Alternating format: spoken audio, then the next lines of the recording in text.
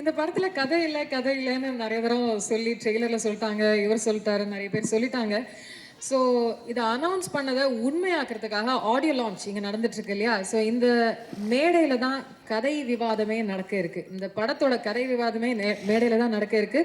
And எங்க இயக்குனர் திரு பார்த்திபன் அவர்களோட வெற்றிக்கு பின்னாடி மேடைக்கு வர இருக்கும் எல்லா இயக்குனர்களோட ஒரு பங்கும் இருக்கு அப்படிங்கிறதுனால நியாயமா பார்த்தா இவங்க எல்லாருக்கும் பார்த்திபன் சார் ஒரு ஷேர் கொடுக்கணும். ஆனா அவ்வளோலாம் பெருந்தன்மை அவருக்கு இல்லாததால ஆளுக்கு ஒரு சேர் கொடுக்கறதா டிசைட் பண்ணிட்டாரு. ஸோ இந்த இந்த இந்த கதை விவாதத்தின முடிவில் பொக்கே கொடுக்கறதுக்கு பதிலாக ஷால்வை கொடுக்கறதுக்கு பதிலாக அவர்களின் சேர்கள் அவர்கள் வீடு தேடி போய் சேரும்.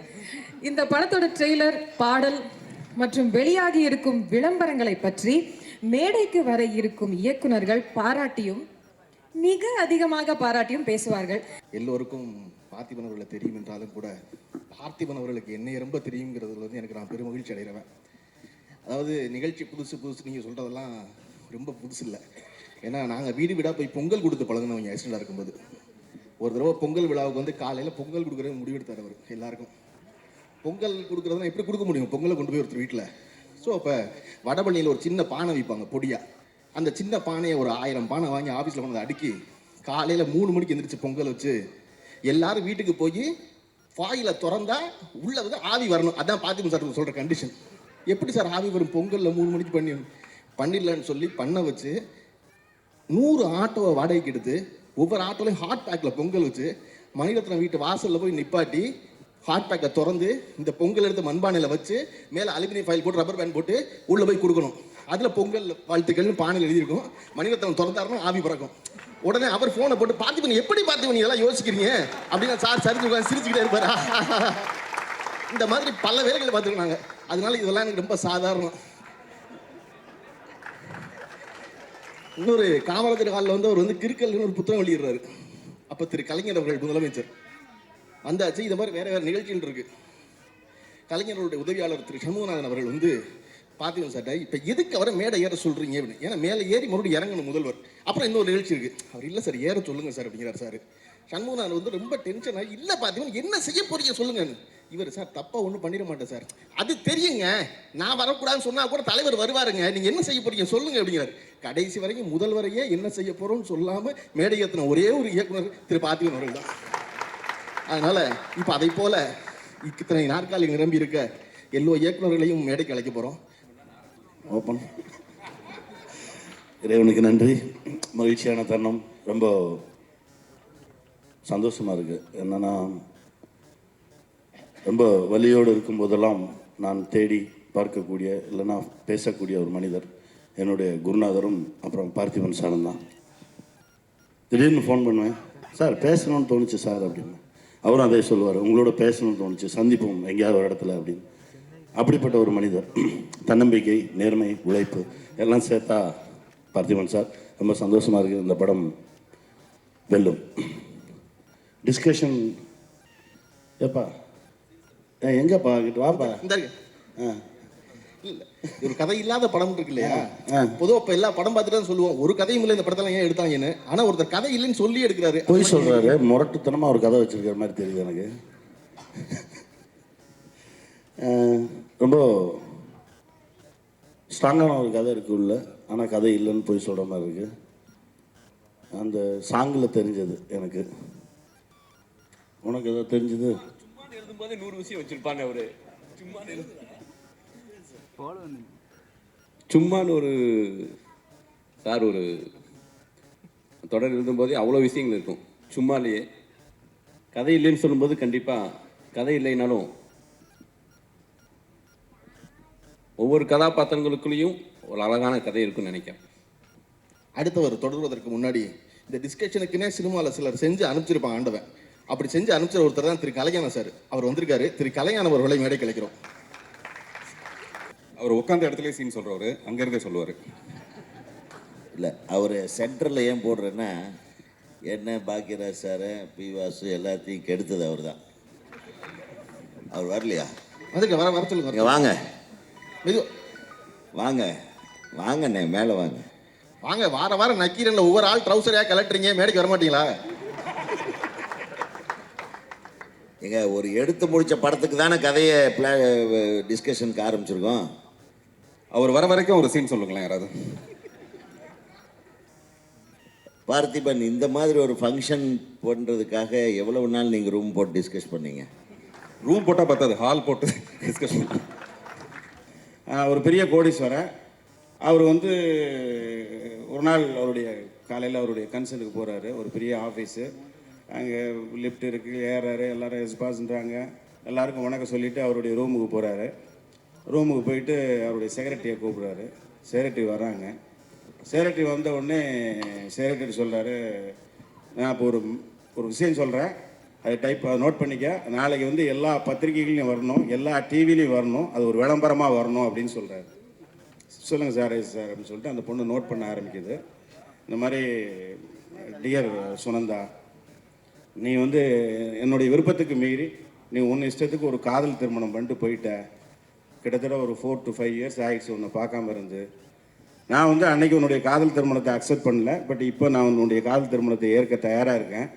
தயவுசெய்து என்னை பார்க்க உடனடியாக நீ வந்து சேரணும், ஏன்னா எனக்கு ஒரே வாரிசு நீ தான் அப்படின்னு சொல்லிட்டு கீழே ஓகே சார், இவ்வளோ தானே சார் கொடுத்துறேன், வெயிட் அப்படின்னு சொல்லிட்டு நோட்னு சொல்லி அதில் பின்குறிப்புன்னு சொல்லி நோட் பண்ணு அப்படின்ட்டாரு. என்ன சார் அப்படின்னு கேட்குறாங்க.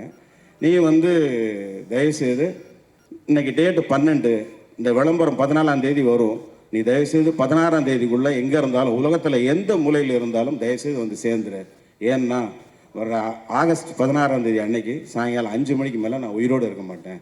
அதனால் ஆகஸ்ட் 16ஆம் தேதி அந்த 5 மணிக்குள்ளே தயவுசெய்து வந்து சேர்ந்துரு என்னை பார்க்கணுன்னா அப்படின்னு சொல்லி அவர் விளம்பரம் கொடுக்குறாரு. அந்த பொண்ணு ஷாக் ஆகிறா.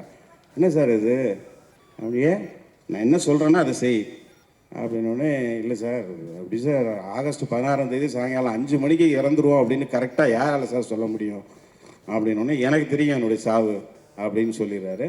உடனே அந்த பொண்ணு வந்து அப்படியே ஒரு கன்ஃபியூஷன்லேயே போயிட்டு அதை வந்து ஒரு நியூஸாக கொடுத்துருது. எல்லா டிவிலையும் வருது, எல்லா பத்திரிகையிலையும் வருது, உலகம் பூராமல் இருக்கிற எல்லா பேப்பர்ஸ்லேயும் எல்லா டிவிலையும் அது வருது. இப்போ இது ஒரு பயங்கர பரபரப்பாக பேசப்படுது. இப்படி வந்து அவர் ஆகஸ்ட் 16ஆம் தேதி இறந்துருவான்றாரு. என்ன இது ஸ்டூபிட் தரமாக இருக்குது, ஃபூலிஷாக. யாருக்காவது ஒருத்தனுக்கு தன்னுடைய மரணம் இப்போ தான் நிகழும், இந்த டைமில் நிகழும்னு யாருக்காவது தெரியுமா அப்படின்னு சொல்லி பயங்கர கன்ஃபியூஷன் அந்த கம்பெனியில் இருக்கிற ஷேர் ஹோல்டர்ஸ்லேருந்து எல்லாருக்கும். இது வந்து இவருடைய டாக்டரை வரவழைக்கிறதுக்கு ஒரு பப்ளிசிட்டி ஸ்டண்ட் போல் இருக்குது அப்படின்னு பல பேர் நினைக்கிறாங்க.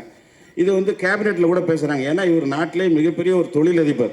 இது வந்து பிரைம் மினிஸ்டர்லேருந்து மினிஸ்டர்ஸ்லேருந்து எல்லாரும் வந்து இப்படி ஒருத்தர் விளம்பரம் கொடுத்துருக்காரு. என்னவா இருக்கும் இது, உண்மையிலே ரியலாக இருக்குமா சார்? அது எப்படி சார் இருக்கும்? ஒருத்தர் சாகிறத யாராவது ஒருத்தன் வந்து நான் ஆகஸ்ட் 16ஆம் தேதி சாயங்காலம் 5 மணிக்கு இறந்துருவோன்னு யாராவது சொல்ல முடியுமா சார்? சும்மா ஏதோ வந்து அவர் பாட்டில் சொல்லியிருக்காரு சார்.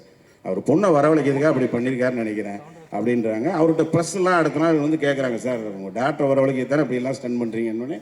இல்லை வேணா பாருங்கள், ஆகஸ்ட் 16ஆம் தேதி சாயங்காலம் 5 மணிக்கு மேலே ஒரு செகண்ட் கூட நான் உயிரோடு இருக்க மாட்டேன், என் சாவு எனக்கு தெரியும் அப்படின்னு. அது எப்படி சார் முடியும் அப்படின்னா, எனக்கு தெரியுங்க அவ்வளோதான் அப்படின்னு ஒன்று. இப்போ பிரைம் மினிஸ்டர்லேருந்து சொல்கிறாங்க, இப்போ அவர் தன்னை சூசைட் பண்ணுறதுக்காகவோ இல்லை தண்ணியே வேறு ஏதாவது ஒரு பேயிங் கில்லர் வச்சு கொள்றதுக்காகவோ ஏதாவது ஏற்பாடு கூட பண்ணியிருக்கலாம். ஸோ அவர் ஃபுல்லாக அவருக்கு செக்யூரிட்டி அலாட் பண்ணுங்கள், அவர் சாப்பிட்ற ஒவ்வொரு ஃபுட்டையும் வந்து செக் பண்ணுங்க அப்படின்றாங்க. இப்போ ஒரு டாக்டர்ஸ் குழு வந்து அவரை செக் பண்ணுது. செக் பண்ணி பார்க்கும்போது பார்த்தா அவர் பாடி ரொம்ப ஹெல்த்தியாக இருக்குது. டாக்டர்ஸுடைய ரிப்போர்ட் என்ன சொல்லுது, சார் இவர் வந்து நிச்சயமாக ஒரு 30-40 வருஷம் ஹெல்த்தியாக இருப்பார், இவருக்கு எந்த நோயும் இல்லை, இவருக்கு டயபெட்டிக் இல்லை, ஹார்ட் ப்ராப்ளம் இல்லை, கிட்னி ப்ராப்ளம் இல்லை, ஒரு நோயும் இல்லை. அப்போ எப்படி இவர் ஆகஸ்ட் 16ஆம் தேதி சாயங்காலம் 5 மணிக்கு இறந்துருவார் அப்படிங்கும்போது பயங்கர கன்ஃபியூஷனாக இருக்குது. ஸோ இவரை ஆள் வச்சு இவரே கொண்டுட்டா உண்டு, இல்லைன்னா இவர் சூசைட் பண்ணால் உண்டு. இது ரெண்டும் பண்ண விடாமல் தடுக்கிறதுக்காக கவர்மெண்ட் எல்லா ஏற்பாடும் பண்ணிடுது. இப்போ என்ன நடக்குது? இப்போ ஒரு டாக்டர் அதை படிச்சுட்டு அப்படியே வந்து சேர்ந்துடுறாங்க. இப்போ என்ன நடக்குது? நான் ஆக்சுவலாக வந்து சார் சீன் சொல்லுவார்னு நினச்சேன், இவ்வளவு பெரிய கதை சொல்லுவார் எதிர்பார்க்கவே இல்லை நான். இப்போ வந்து எனக்கு இன்னொரு எல்லாருக்கும் சொல்லிடுறேன், மேடல் இயக்குநர்களுக்கு, யாருமே டேரக்டர் கதை சொல்லும் போது உட்காந்துருக்கு அசிஸ்டன்ட் டேரக்டர் மாதிரி சரி கேட்போங்கிற அவசியம் இல்லை. அசிஸ்டன்ட் டேரக்டர் கதை சொல்லும் போது குறுக்க விழுந்து தடுக்கிற ஒரு ஆளாகவே நீங்கள் இருக்கலாம். அதனால் இப்போ பார்த்திபன் சாரோட தொடர்ந்து நடிகராக இயக்குனராக எல்லா நேரமும் உடன் பயணித்த, சொந்தமாக வாழ்க்கையில் நிறைய சீன் வச்சுருக்கிற, இந்த படத்தை பற்றி நிறைய சீன் இருக்குன்னு நம்புகிற திரு பிரகாஷ் ராஜ் அவர்கள் தொடர்வாங்க. இப்போ நல்லா மாட்டி விட்டாங்க டைரக்டர் சீட்டில் உட்காந்து உட்காந்து ரொம்ப கஷ்டமாக இருக்குது. நடிகனாக வாழ்ந்துட்டேன்னா இங்கே இருக்கிற எல்லா டைரக்டரோட வேலை பார்த்துருக்கேன். அந்த டைரக்ட் பண்ணும்போது நான் உங்களுக்கு எவ்வளோ தொந்தரவு கொடுத்துருப்பேன்னு தெரிஞ்சது. பிரேக்குக்கு அப்புறம் ஷார்ட்டை வைக்கிறேன், ஆர்டிஸ்ட் வந்துட்டாரா, இந்த வராரு சார் கூப்பிடுறான், கூப்பிடுறான். டே அப்படின்னு போய் என் கேமராமேனை பார்த்து நானும் இப்படி தான் வரணும் அப்படின்னு தெரியுது. திடீர்னு ஷார்ட் கேட்குறேன், நடிகன் எவ்வளோ முட்டாளுன்னு தெரியுது. அவன் பிரச்சனை அவனுக்கு, நமக்கு 1000 பிரச்சனை. மியூசிக் புரியாதவனுக்கு பல விஷயங்கள் இருக்குது. இது ஒரு நல்ல அனுபவம். பட் முதல்ல பார்த்திபன் அவருக்கும் இந்த குழுவுக்கும் ஒரு இயக்குனராக என்னை கூப்பிட்டதுக்கு நன்றி. ரொம்ப பெருமையாக இருக்குது, ரொம்ப சந்தோஷமாக இருக்குது, கௌரவமாக இருக்குது. படம் பார்த்தேன், அதாவது ட்ரெய்லரை பார்த்தேன். அதில் கதை தெரியுது, வித்தியாசம் தெரியுது, சிந்தனை தெரியுது, ஒரு புதுமை தெரியுது. அதாவது ஒரு உங்களை வந்து என்றைக்குமே யாரும் ப்ரிடிக்ட் பண்ண முடியாது. ஸோ அதோடைய மேக்கிங்லேயோ அதோடைய சிந்தனையிலையோ ரொம்ப இன்ட்ரெஸ்டிங்கான ஒரு காந்தம் தெரியுது. And I wish all the best. நான் வந்து ஒரு சீன் எனக்கு கூப்பிட்டார். பார்த்திபன் எனக்கு பிடிக்கிறது வந்து ஒரு மனிதனா, அதாவது இத்தனை வருடங்களாக நான் அவரை பார்த்துக்கிட்டு இருக்கேன். பட் எல்லா காலகட்டத்திலையும் நான் வந்து வாழணுங்கிற ஒரு துடிப்பு, வித்தியாசமாக வாழணுங்கிற துடிப்பு, அந்த வித்தியாசம் தன்னுடைய அடையாளம். அதை wounds are deeper than flesh ம்பாங்க. உள்ளுக்குள்ளே எவ்வளோ ஒரு வழி இருந்தாலும் அதை தாண்டி சிரிக்க வைக்கக்கூடிய தன்மை எனக்கு ரொம்ப பிடிக்கும். அது ஒரு பெரிய ஒரு உதாரணமாக வாழ்ந்துக்கிட்டு இருக்காரு. அண்ட் வெற்றி தோல்விகளை வாழ்த்துறதை விட நிரந்தரமாக அவர் வந்து நான் வாழ்த்தினாலும் வாழ்த்தினாலும் வாழணும் வந்து வாழ்ந்துட்டுருக்காரு. And I wishing all the best. அண்ட் இன்றைய புது இயக்குனர்கள், இன்றைய நிறைய இளைஞர்கள் தமிழ் சினிமாவை, தமிழ் மக்களை, ஆடியன்ஸை வேறு விதமாக தயாரிச்சிருக்காங்க. அந்த இன்றைக்கி ஆடியன்ஸ் வந்து ஒரு புது சிந்தனையை திங்கிங் ப்ராசஸை ரிசீவ் பண்ணுற அளவுக்கு படைப்புகள் வந்து கொண்டிருக்கு. இந்த ஒரு சூழ்நிலையில் நிச்சயமாக இந்த படம் வெற்றி அடையுமாங்கிற நம்பிக்கையோட. தேங்க்யூ. பிரகாஷ் ராஜ் அவர்கள் புதிய இயக்குனர்களை வரணும், நிறைய விஷயங்கள் நடந்துச்சு. எனக்கு அப்படி வந்து எப்படி இன்றைய ட்ரெய்லர் ரொம்ப ஆச்சரியமாக எல்லாரும் பாராட்டுறீங்களோ, அப்படி இன்றளவு மறக்க முடியாத ஒரு ட்ரெய்லர் வந்து ஆரண்ய காண்டம் படத்துடைய ட்ரெய்லர். அந்த படத்தின் இயக்குனர் தியாகராஜன் குமாரராஜா இங்கே இருக்காரு. இப்போ அவர் தொடர்வார் விவாதத்தை. அவர் சொன்ன அந்த கதைக்கான கண்டினியூஷனாக சொல்லணுன்னா, இது ரொம்ப கேவலமாக இருக்கும், நான் காப்பியட்ஸ் ஐடியான்னு சொல்லலாம். பட் அந்த பணக்காரருடைய வாழ்க்கையை விட்டு ரிவர்ஸில் போயிட்டுருக்கு, மற்றவங்க வாழ்க்கை நேராக போயிட்டுருக்குன்னா அவருக்கு அவருடைய சாவர நேரம் தெரியும். அவருடைய பெரிய மிஸ்ட்ரி வந்து அவர் எப்போ பிறந்தாருங்கிறது அவருக்கு தெரியாது. ஏன்னா அவருடைய வாழ்க்கை இந்த சைடில் போயிட்டுருக்கு அப்படின்னு இருக்கலாம். இது ஒரு ஐடியா. ஓகே, நீங்கள் ரொம்ப சிறப்பு. விக்ரம் சாருடைய கதைக்கு தொடர்ச்சி சொன்னீங்க. இந்த படத்தோட ட்ரெய்லர் பார்த்தீங்களா? நீங்கள் பார்க்கல. கதை திரைக்கதை வசனம் இயக்குற ட்ரெய்லர் அவர் தியாகராஜன் பார்த்தாருங்க. ஓ பார்த்தேன். பார்த்தீங்களா? அதை பற்றி நீங்கள் என்ன நினைக்கிறீங்க? ஃபார்வர்டில் போதா ரிவர்ஸில் போதா? அந்த ட்ரெய்லர் ஃபார்வர்டில் போதா ரிவர்ஸில் போதா? அது ஃபார்வர்டில் தான் போயிட்டு. Hope you like it. Manojkumar sir வந்து வெளியே வர வார்த்தையை வாய்க்குள்ள வச்சு அமுக்குறாரு. அதனால அடுத்து மனோஜ்குமார் சார் பேசுவார். பார்த்திபன் சார் மேலே எப்பயுமே எனக்கு மிகப்பெரிய மரியாதை உண்டு. ஏதாவது கதை நான் ரெடி பண்ணிட்டேன்னா அவர் ஆஃபீஸில் போய் இந்த கதையை சொல்லி பார்த்துருக்கேன், நிறைய டைம் கேட்டிருக்கேன். ஒரு சின்ன விஷயமா இருந்தாலும் பெரியஸாக என்னை அப்ரிசியேட் பண்ணுவார். ஒரு நிமிஷம், நீங்கள் சொல்லி பார்த்த கதையில் எத்தனை எடுத்தீங்க? எடுத்தது 2-3 கதை எடுத்திருக்கேன். ஓகே, அதை விட இப்போ எதுக்கு இந்த மேடையில் எதுவுமே ஒரு சந்தோஷம், கருப்பல் நிமிடத்துக்கும் ஒரு நன்றி சொல்லிக்கணும். ஏன்னா இந்த மேடையில் வச்சு எல்லாரும் முன்னாலும் ஒரு விஷயத்தை தெரிஞ்சுக்கலாம். கதையே இல்லாத கதையை ரெடி பண்ணுறதுக்கு நீங்கள் நிறைய போராடி என்னென்ன பண்ணலான்னு நிறைய டிஸ்கஸ் பண்ணிருப்பீங்க. அதில் நிறைய கதைகளை துண்டு துண்டாக தூக்கி வெளியே வச்சுருப்பீங்க. அந்த கதைகளை கொடுத்தீங்கன்னா அதை ஒரு 4-5 கதையாக நான் எடுத்துக்குவேன். அந்த கோரிக்கை வைக்கிறேன். நிறைய நிச்சயமாக அந்த கதைக்கு டிஸ்கஸ் பண்ணி கதையே இல்லாமல் எப்படி கதை பண்ணுறது அப்படின்னு பண்ணின்னு ஒரு பண்ணும்போது ஒரு மினிமம் எப்படி ஒரு 10 கதையாவது ரெடி பண்ணி வைப்பார். அந்த 10 கதைகளில் ஒரு 5 கதையை கொடுத்தீங்கன்னா நான் சுட்டு போய் ஒரு 4-5 படங்கள் பண்ணி வெற்றி அடையிறதுக்கு சந்தர்ப்பமாக இருக்கும். நிச்சயமாக அதில் கருப்பல் பங்கு இருக்கும். அதை அப்புறமா கூட தனியாக அங்கிட்டு கூட வந்து நம்ம பேசிக்கலாம். அதுக்கான ராயல்ட்டியை கூட கொடுத்துருக்கு ரெடியாக இருக்கேன். நீங்கள் சொல்கிற வார்த்தை வந்து பார்த்திபன் சார் தன் வாழ்க்கையில் வந்து உதவி இயக்குனர் இருக்க காலகட்டத்தில் கேட்டுட்டு இருக்காரு. ஏன்னா எங்களுக்கு உதவி இயக்குனராக இருக்கும்போது சொல்லியிருக்காரு. அப்போ அவர் வந்து பாக்கியராஜரோட உதவியாளர். 92C தேனாம்பேட்டை ஒரு இடத்துல தான் ரூமு. சென்னையே ஊராக இருந்தால் கூட வந்து நிறைய சினிமாக்காரர்கள் இருப்பதனால் அங்கே வந்து இருப்போம்னு நினச்சிருந்தவர் பார்த்திபன் சார். அப்போ எல்லா உதவி இயக்குனர்களும் அங்கே இருப்பாங்க. ராத்திரியான அவரவர் டேரக்டர் போய் கதை சீன் சொல்லணும் அடுத்த நாள் காலையில். அப்போ பாக்கியராஜ் சார் என்ன சொல்லுவாராம், சரி நாளைக்கு வந்து ஒரு அண்ணன் தம்பி அன்பை சொல்கிற சீனா அப்படின்னு சொல்லி ஒரு சீன் சொல்லுவாராம். ஸோ குப்பைக்கு சொல்கிறேன் அப்படின்னு. ஏன்னா அந்த குப்பைக்கு சொல்கிறேங்கிற வார்த்தை வந்து பாக்கியராஜ் அவரோட வந்து பார்த்திபன் வந்து எங்களுக்கு தொத்துனது. சும்மா குப்பைக்கு சொல்கிறேன் அப்படின்னு சொன்னோடனே கதை கேட்ட அந்த இன்னொரு உதவி இயக்குனர் சொல்லுவாராம், பார்த்திபன் இதுவே குப்பைக்கா, காலையில் ஷூட்டிங் எழுதி கொடுங்க, போய் எடுத்துருவோம் அப்படின்னு. பார்த்திபன் சார் மட்டும் குழப்பமா இருக்குமா, என்னடா நம்ம பாக்கியராஜ் சார்ட்ட போய் எந்த சீன் சொன்னாலும் குப்பையா இருக்கான்னு வெளியே தள்ளுறாரு, இங்கே எல்லா குப்பையும் விற்கிதுன்னு. அந்த மாதிரி எப்பொழுதும் பேசாமல் விட்டது எடுத்து கொடுத்தாலே பேசிடுவேன்னு நீங்கள் சொல்கிறது வந்து மகிழ்ச்சிகரமாக இருக்குது.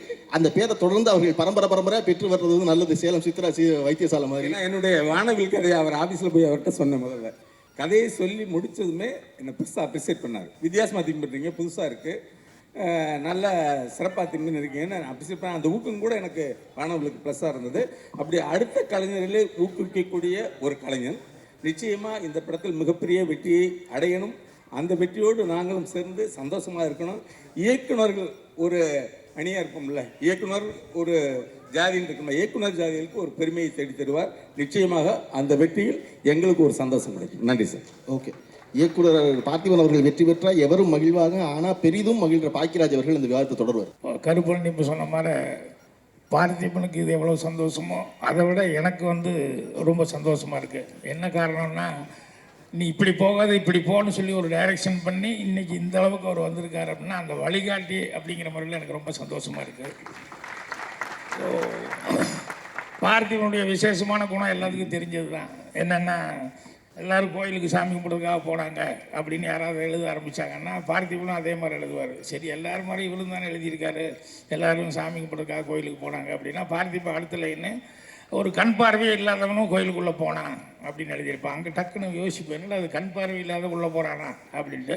அப்புறம் அடுத்ததுக்கு எல்லோரும் வரக்கூடிய கேள்வி தானே, ஏப்பா சாமியை பார்த்து தரிசனம் பண்ணி சாமியை பார்த்து கும்பிடணும், அதுக்கு தானே கோயிலுக்குள்ளே வர்றோம். ஸோ எங்களுக்கெல்லாம் சாமி கண்ணுக்கு தெரியும், நாங்கள் சாமியை பார்க்க முடியும், நீ பார்வையே இல்லை, நீ எப்படியே பார்க்க முடியும், நீ எப்படி கும்பிட வந்த அப்படின்னு எல்லாருக்கும் நமக்கு நினைக்கிற மாதிரி ஒரு கேள்வி எழுப்பிட்டு அப்புறம் அதுக்கு அடுத்தது பார்த்திபன் பதில் சொல்லுவார். என்னன்னா, அந்த பார்வை இல்லாத சொல்லுவாங்க, சார் நான் சாமியை பார்க்க முடியாது, ஆனால் சாமி என்ன பார்க்க முடியல அப்படின்னு. அந்த மாதிரி பார்த்திபன் வந்து ஏதாவது எல்லாரும் செய்கிறாங்கன்னா எல்லாரும் செய்கிறது கூட செய்யணும் அப்படின்னு நினைக்க மாட்டாப்புல. எல்லாரும் செய்கிற மாதிரி போய் அதில் வேறு ஏதாவது பண்ணணுமா அப்படின்னு சொல்லிட்டு. இது வந்து என்னென்னா, நானும் சினிமா வரும்போது அதுதான் செஞ்சேன். என்னென்னா, எல்லாரும் மாதிரி இருக்கணும், ஆனால் அதே நேரத்தில் அதில் கொஞ்சம் வித்தியாசம் ஏதாவது ஒன்று பண்ணணுமே அப்படின்னு சொல்லிட்டு யூஸ்வலாக வர்றது வரக்கூடாது சினிமாவில் அப்படின்னு அசிஸ்டண்ட்டுக்கிட்ட பெரும்பாலும் அதுதான் நான் சொல்லுவேன். ஸோ இன்றைக்கு வரைக்கும் பார்த்திபன் வந்து சினிமாவில் மட்டுமல்ல லைஃப்லேயே வந்து அதை வந்து செஞ்சிட்ருக்காரு. அவர் எப்படி நக்கல்னு தெரியும். அதே மாதிரி என் ஃப்ரெண்டு ஒருத்தன், அவனும் இதே மாதிரி நக்கலாக பேசுகிறான். அவன் திடீர்னு வந்து இந்த அனௌன்ஸ்மெண்ட்லாம் வந்ததுக்கப்புறம் ஒரு நாள் நான் பார்க்கும்போது நான் சொன்னேன், உண்மையில் உன்னை விட பார்த்திபன் ரொம்ப யதார்த்தமானவன், உன்னை விட உண்மையை வந்து நல்லா பேசுகிறவன் அப்படின்னா. என்ன திடீர்னு நம்மளை இப்படி சொல்கிறானே அப்படின்னு சொல்லி கேட்டு, ஏன் அப்படின்னா, இல்லை இன்றைக்கி சினிமாவில் முக்கால் வயசு பேர் படம் எடுக்கிறாங்க, ஆனால் கதை இல்லை. ஆனால் அவர் பாரு கீழே வந்து ஃபில்ம் வித்தவுட் ஸ்டோரின்னு எவ்வளோ ஓப்பனாக சொல்லிட்டாரு, இது எத்தனை பேரையே அப்படி சொல்லுவாங்க அப்படின்னா.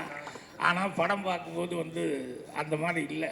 படம் பார்க்கும்போது உண்மையிலேயே ஒவ்வொன்றிலையும் எனக்கு வந்து அந்த இப்போ இங்கே வந்து டான்ஸ் ஆடினார் அந்த ஹீரோ, அவர்கிட்ட வந்து ஒரு அப்கமிங் ஆர்டிஸ்ட்டுங்கிற மாதிரி இல்லாமல் நல்லாவே ஒரு டேலண்ட் இருந்தது. நான் ரொம்ப இதுக்கு முன்னால் ஒரு ஹோட்டலில் சந்தித்தேன், அங்கேயும் பார்த்தேன், அங்கேயே அவர் டான்ஸ் பண்ணும்போது பார்த்தேன். அப்போவே அவர்கிட்ட ஒரு நல்ல இது, அவருக்கு ஒரு நல்ல ஃப்யூச்சர் பர்ஃபார்மன்ஸில் எல்லாத்துக்குமே இருக்குங்க. ஸோ அது ட்ரெய்லரில் வந்து என்னால் அப்சர்வ் பண்ண முடிஞ்சது. நல்லா ஆடியன்ஸ் எல்லாருமே பார்த்துருப்பீங்க. அதே மாதிரி வந்து படத்தில் ஃபோட்டோகிராஃபி, மியூசிக்கு 4 பேர் வச்சு வெரைட்டியாக பண்ணியிருக்காரு.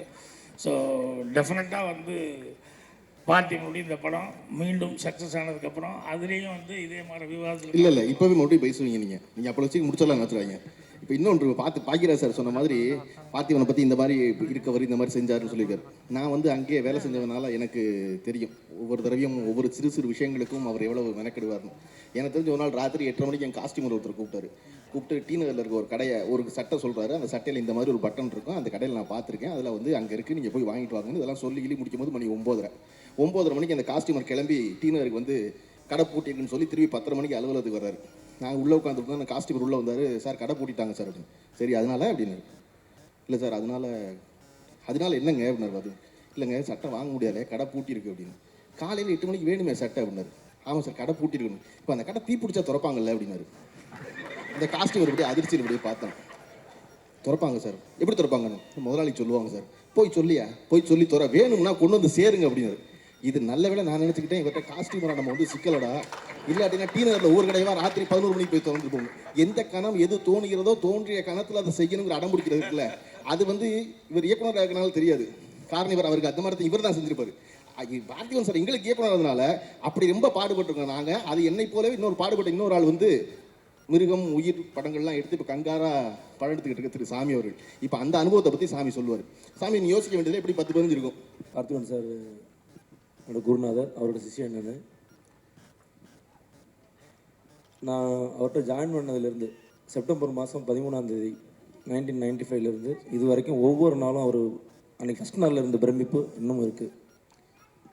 அந்த மாதிரி அவர் கண்டினியூஸாக அதை வந்து அப்டேட் பண்ணிகிட்டே இருக்கார். நான் எப்போ கதை பண்ணாலும் என்ன படம் பண்ண போனாலும் அப்போ போய் ஒரு கதையை சொல்லுவேன். ஃபுல்லாக எப்போவுமே ஃபஸ்ட்லேருந்து லாஸ்ட் வரைக்கும் ஃபுல் ஸ்கிரிப்ட் சொல்லுவேன். அவர் சார் என்ன சொல்லுவார், நான் யோசிக்காத ஒரு டைமென்ஷனில் இப்படி போ அப்படிம்பாரு. அந்த மாதிரி வந்து எல்லாத்துலேயும் ஒரு சஜஷன் சொல்லுவாங்க. இப்போ வழக்கமாக ஸ்கிரிப்ட் பண்ணுறப்போ நான் முரண்பட்ட கதைகள் பண்ணாலும் வழக்கமாக ஸ்கிரிப்ட் பண்ணுறப்போ கொஞ்சம் கன்சர்வேட்டிவாக தான் யோசிப்பேன். முதல்ல ஒரு தீம், அப்புறம் வந்து அதோட கேரக்டர்ஸ், அதுக்கப்புறம் அந்த பிளாட் பாயிண்ட்ஸ், அதுக்கப்புறம் சீன் பிரேக் டவுன், அப்புறம் சீன் டீட்டெயில், இப்படி தான் நான் பண்ணுவேன். அதான் எனக்கு தெரியும். ஆனால் சார் வந்து இந்த கன்சர்வேட்டிவ் அப்படிங்கிறது அந்த ஒரு இதை உடச்சி போட்டு அப்படி தான் வந்து கதை பண்ணவே முயற்சி பண்ணுவார். இந்த ட்ரைலர், இந்த சாங் பார்க்குறப்போ கதை இல்லைன்னு சொல்கிறது போய் எனக்கு தோணுது. ஏன்னா நிறைய கதைகள் இருக்கிறது மாதிரி இருக்குது. அதில் வந்து ஒரு சினிமா சம்மந்தப்பட்ட கதை, ஒரு லவ் ஸ்டோரி, அப்புறம் ஒரு டிசாஸ்டர், இந்த மாதிரி நிறையா விஷயங்களை தொகுத்து திரைக்கதையாக பண்ணியிருக்காரு அப்படின்னு எனக்கு தோணுது. அவரை வாழ்த்துறதுக்கு எனக்கு வயசும் அனுபவமும் இல்லை. இருந்தாலும் இந்த படம் மிகப்பெரிய வெற்றியுடைய வாழ்த்துக்கள். இங்கே உட்கார்ந்துருக்க அத்தனை பேருக்கும் நான் தான் மூத்தவன், எல்லாரும் என் தம்பிங்க தான். இதில் வந்து நான் ஜிகே ரெட்டி சார் எனக்கு நல்லா தெரியும், ரொம்ப நல்லா தெரியும். எப்போதும் சிரிச்ச முகமாக இருப்பார், தனியாக பேசுகிறேன். இப்போ நான் 1953 இண்டஸ்ட்ரிக்கு வந்தவன்.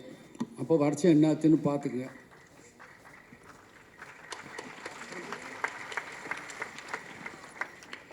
1953 தொடர்ந்து நாடகங்களை நடிச்சுக்கிட்டு இருந்தவன்.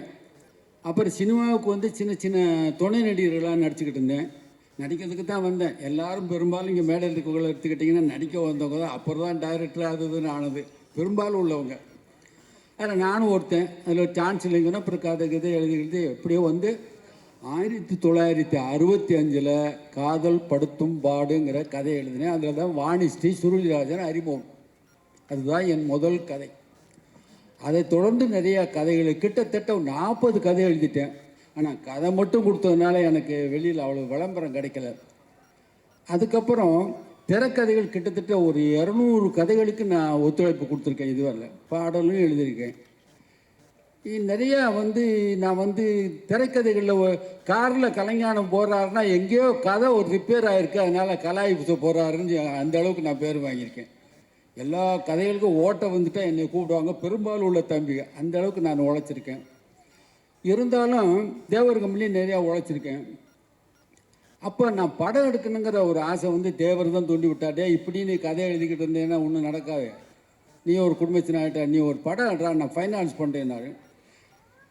முதல்ல போய் 6 புஷ்பங்கள் செகண்ட் ஹீரோவாக நடித்த ரஜினிகாந்தை என்னுடைய படத்துக்கு ஹீரோவாக போட்டேன்.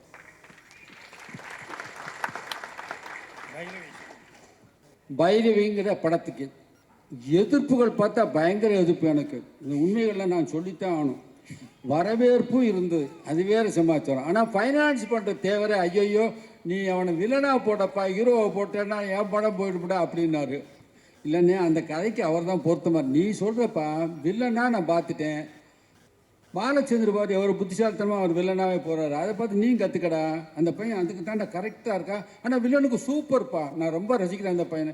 இப்படியெல்லாம் சொல்லிவிட்டு கடைசியில் என்ன பண்ணுறாரு, நீ ஜெய்சங்கரை போடு, முத்துராமனை போடு, அவனை வில்லனாக போடு ரஜினிகாந்த், அப்படியே பிடிவாதம் பண்ணுறாரு. ஏன்னா அவர் தான் பணம் கொடுக்க போகிறாரு. நான் கோச்சிட்டு எந்திரிச்சு வந்துட்டேன். நான் எப்போவுமே ஒருத்தரை இந்த கேரக்டருக்கு இவங்க தான் ஃபைனல் பண்ணிட்டா மாற்றவே மாட்டேன். ஏன் மாற்ற மாட்டேன்னா ஆசை காட்டி மோசம் பண்ணது மாதிரி போகும்.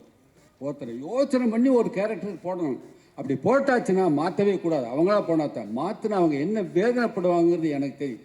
அது ரொம்ப தப்பு, அதை நான் செய்யவே மாட்டேன். அதனால் தேவரை பற்றி நான் கவலையோட வெளியே வந்துட்டேன். வந்து எவ்வளோ கஷ்டப்பட்டு அந்த படத்தை எடுத்துக்க முடிச்சு ஃபஸ்ட்டு ஷோ தேவர் பார்த்து இந்த வானலாவ பொழுதுடே எனக்கு 2 படம் அவர் நடிக்க சொல்கிறா, நீ ஜெயிச்சிட்டடான்னு வானால பிறந்தார். அதுதான் பைரவி என்ற படம். உடனே ரஜினி சாருக்கு ஃபோன் பண்ணி வந்தார், காலைல விழுந்தார், கும்பிட்டார். ஐயாவுக்கு 2 படம் பண்ணி கொடுங்கன்னு தொடர்ந்து படம் பண்ணி கொடுத்தாரு. ரஜினி சார் தன்னை வந்து அப்படி பேசுனாங்க இப்படி பேசுனாங்கலாம் அவர் ஃபீல் பண்ணவே மாட்டார். அவர் இறை நம்பிக்கை உள்ளவர். எது எப்போது நடக்குமே அப்போது நடக்கும்னு போயிட்டே இருக்கவர். அதனால் அதை பற்றி அவர் கவலைப்படல. தேவருக்கு தொடர்ந்து படம் பண்ணி கொடுத்தாரு. அது வேறு சிம்மாச்சாரம். இப்போ கலைஞான சார் வந்து ஒரு கதை சொன்னார் இல்லையா, பைரவியில் வந்து ரஜினிகாந்த் வந்து எப்படி வந்து சேர்ந்தாருன்னு. நம்ம கேட்க பல பேருக்கு ஆச்சரியமாக இருக்கும். பல பேருக்கு இன்றைய தலைமுறைக்கு பைரவிங்கிற ஒரு படமே தெரிஞ்சிருக்காது டெலிவிஷன் இல்லாட்டினா. அதை போல் இந்த படத்தில் ஒரு சீன் இருந்துச்சு. தம்பிராமையா அவர்கள் சொல்லுவார், அவள் அப்படித்தான் படத்துடைய சீனை பார்த்து அந்த சீன் நான் சொன்ன சீன்கன்னு. அந்த படத்தில் முக்கிய பங்காற்றின இப்போ கலைஞான சார் சொன்ன மாதிரியே பல சீன் சொன்ன தம்பிராமையா அந்த படத்தில் இருக்காரு. இப்போ அவர் விவாதம் தொடருவார். அப்புறம் மீண்டும் நம்ம கலைஞான அவர்களோட வருவோம். இப்போ கொஞ்சம் அதே ஒரு யாரு தம்பிராமையானே உங்களை மாதிரியே இன்னொருத்தர் டிஸ்கஷன் செய்யப்பட்ட இன்னொருத்தர். அதான் சொல்லட்டும். எல்லாருக்கும் வணக்கம். என்னை முழு நேர நடிகனாக எனது இயக்குனர் திரு பிரபு சலமன் என்னை மாற்றி விட்ட பிறகு இந்த மேடையில் இருக்கக்கூடிய நிறைய இயக்குநர்களில் அவருடைய இயக்கத்தில் நடிச்சிருக்கேன் அப்படின்ற ஒரு விஷயம் எனக்கு ரொம்ப பெருமையான ஒரு விஷயம். அந்த வகையில் சமீபத்தில் 2 இயக்குநர்கள் அவர்கள் நடிகர்களாகவும் வெற்றி பெற்றவர்கள், இயக்குநர்களாகவும் வெற்றி பெற்றவர்கள். அந்த வகையில் 2 பேருடைய இயக்கத்தில் நடித்ததை ரொம்ப பெருமையாக நினச்சேன். ஒன்று இந்தியா முழுக்க அனைத்து மொழிகளிலும் வாண்டட் ஆர்டிஸ்டாக இருக்கக்கூடிய பிரகாஷ்ராஜ் சார். எனக்கு தெரிஞ்ச இந்த தமிழ் இண்டஸ்ட்ரியில் எல்லா மொழிகளிலும் நடித்து எல்லா மொழிகளிலும் தானே டப்பிங் பேசக்கூடிய வல்லமை கொண்ட ஒரு அற்புதமான ஒரு மனிதர். இவர் கூட நான் நடிக்கிறதே பெரும் பேராக நினச்சிக்கிட்டு இருந்தேன். ஷூட்டிங் பார்க்குறதெல்லாம் கூட ஒளிஞ்சிருந்து பார்த்துருக்கேன். அப்பேற்பட்டவர் இயக்குநராக வந்து மனைவிக்காக வாழ்வது வேறு, மக்களுக்காக வேறு, தனக்காக வாழக்கூடிய ஒரு விஷயம் என்ற ஒரு சூழ்நிலையில் 3 மொழிகளில் ஒரு படத்தை இயக்குறாரு. ஒரு உன் சமையல் அறையில் ஒரு படத்தில் அதில் எனக்கு நடிப்பதற்கான வாய்ப்பு கொடுக்குற பொழுது அங்கே நான் அடிப்படையில் ஒரு உதவி இயக்குனர், டைரக்டர், ஒரு டெக்னீஷியனாக இருந்தாலும் கூட அவர் என்னை இயக்குகிற பொழுது சில நுணுக்கங்களை நான் வந்து டைரக்ஷன் துறையில் நான் கற்றுக்கிட்டேன். ஒரு தத்தக்காரம் போட்டு வசனம் போடுவது போல் ஆக்டிங் கூட மீட்ரு பார்த்து என்னை நடிக்க வச்சார். ஸோ அந்த ஒரு பெருமையான ஒரு விஷயம். அதற்கு பிறகு இந்த விழாவின் நாயகர், கதை திரைக்கதை வசனம் இயக்கத்தினுடைய ஜாம்பவான் அன்பு சகோதரர் பார்த்திபன் சார் அவர்கள் வந்து என்னை நடிக்க அழைத்த பொழுது போனேன். 65 கிட்டத்தட்ட 70 வயது கதாபாத்திரத்தை என்று கொடுத்து அந்த படத்தில் நகைச்சுவை உணர்வு எந்த விதத்திலும் குறைவு இருக்கவே இருக்காது. நான் அவர்கிட்ட கூட சொல்லுவேன், சார் எந்த மேடைகளில் நீங்கள் ஏறினா கூட அந்த ஒட்டுமொத்த மேடையை உங்கள் கைவசப்படுத்துறீங்க, ஆனால் சினிமாவுக்கு யோசிக்கிற பொழுது மட்டும் நீங்கள் ஏன் தாண்டி யோசிக்கிறீங்க?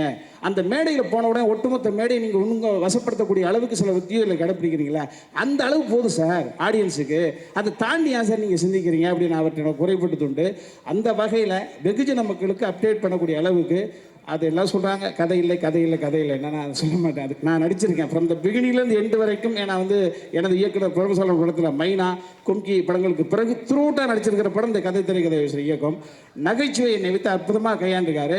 நகைச்சுவை ஒரு மிடில் ஏஜ் பையன் தான் பண்ணணும், ஒரு அல்லது 25 வயசு பையன்கள் தான் பண்ண முடியும். 70 வயது கதாபாத்திரத்தை கொடுத்து அந்த 70 வயது கதாபாத்திரம் ஃப்ரம் த பிகினிங்லேருந்து எண்டு வரைக்கும் ஹியூமர் பண்ணக்கூடிய அளவுக்கு ஹேண்டில் பண்ணியிருக்காங்க. ஸோ மேடையில் தயாரிப்பாளர் சங்கத்தில் சார்பில் இன்னொரு சொன்னாங்க, ஆணும் பெண்ணும் சேர்ந்து இருந்தாவே கதை தான் அப்படின்னாங்க. ஆக கதை இல்லை என்ற விவாதத்தை ஏற்றுக்கொள்ளவே முடியாது. ஒரு அற்புதமான கதை, சினிமா சார்ந்த கதை, சினிமா கதை மட்டுமே அல்ல. நான் நடித்ததனால் சொல்கிறேன், அதில் அற்புதமான காதல் இருக்குது, அற்புதமான நட்புக்கான விஷயங்கள் இருக்குது, அற்புதமான மனிதநேயம் இருக்குது. எல்லாத்தையும் அப்டேட் பண்ணி எல்லாருக்கும் பிடித்த வகையில் ஒரு அற்புதமான படத்தை கொடுத்துருக்காரு. என்னை நடிக்க வச்சதுக்காக நன்றி சொல்கிறேன். கரு பிரதர், எனக்கு வந்து இந்த விவாத வாய்ப்பே கிடைக்காம போச்சு அசிஸ்டன்ட் டைரக்டராக இருந்து. உண்மையாலுமே சொல்கிறேன், இந்த மாதிரி ஒரு டிஸ்கஷனில் அட்டன் பண்ண ரொம்ப ஆசைகள்லாம் இருந்துச்சு எனக்கு. ஆனால் அந்த வாய்ப்புகளே கிடைக்கல. அதே மாதிரி நான் ஒர்க் பண்ண அகத்தியன் சார் வந்து டிஸ்கஷனை வைக்க மாட்டார். ஸ்ட்ரைட்டாக நாளைக்கு என்ன சீனுன்றதே சஸ்பென்ஸாகவே இருக்கும், டென்ஷனாக இருக்கும். என்ன ப்ராப்பர்ட்டி கலெக்ட் பண்ணும், என்ன பண்ணும். பார்த்திபன் சார் டிஸ்கஷனுக்கு போனால் கூட எங்களுக்கு சஸ்பென்ஸாக தான் இருக்கும். ஏன்னா அடுத்த நாள் அது வேறு ஒன்று தான் எழுதி கொண்டு வருவார். அதனால் சொல்கிறேன், இந்த விவாதமாக நான் எடுத்துக்கல. இன்னொன்று, இது வந்து நான் இந்த இடத்துல வந்து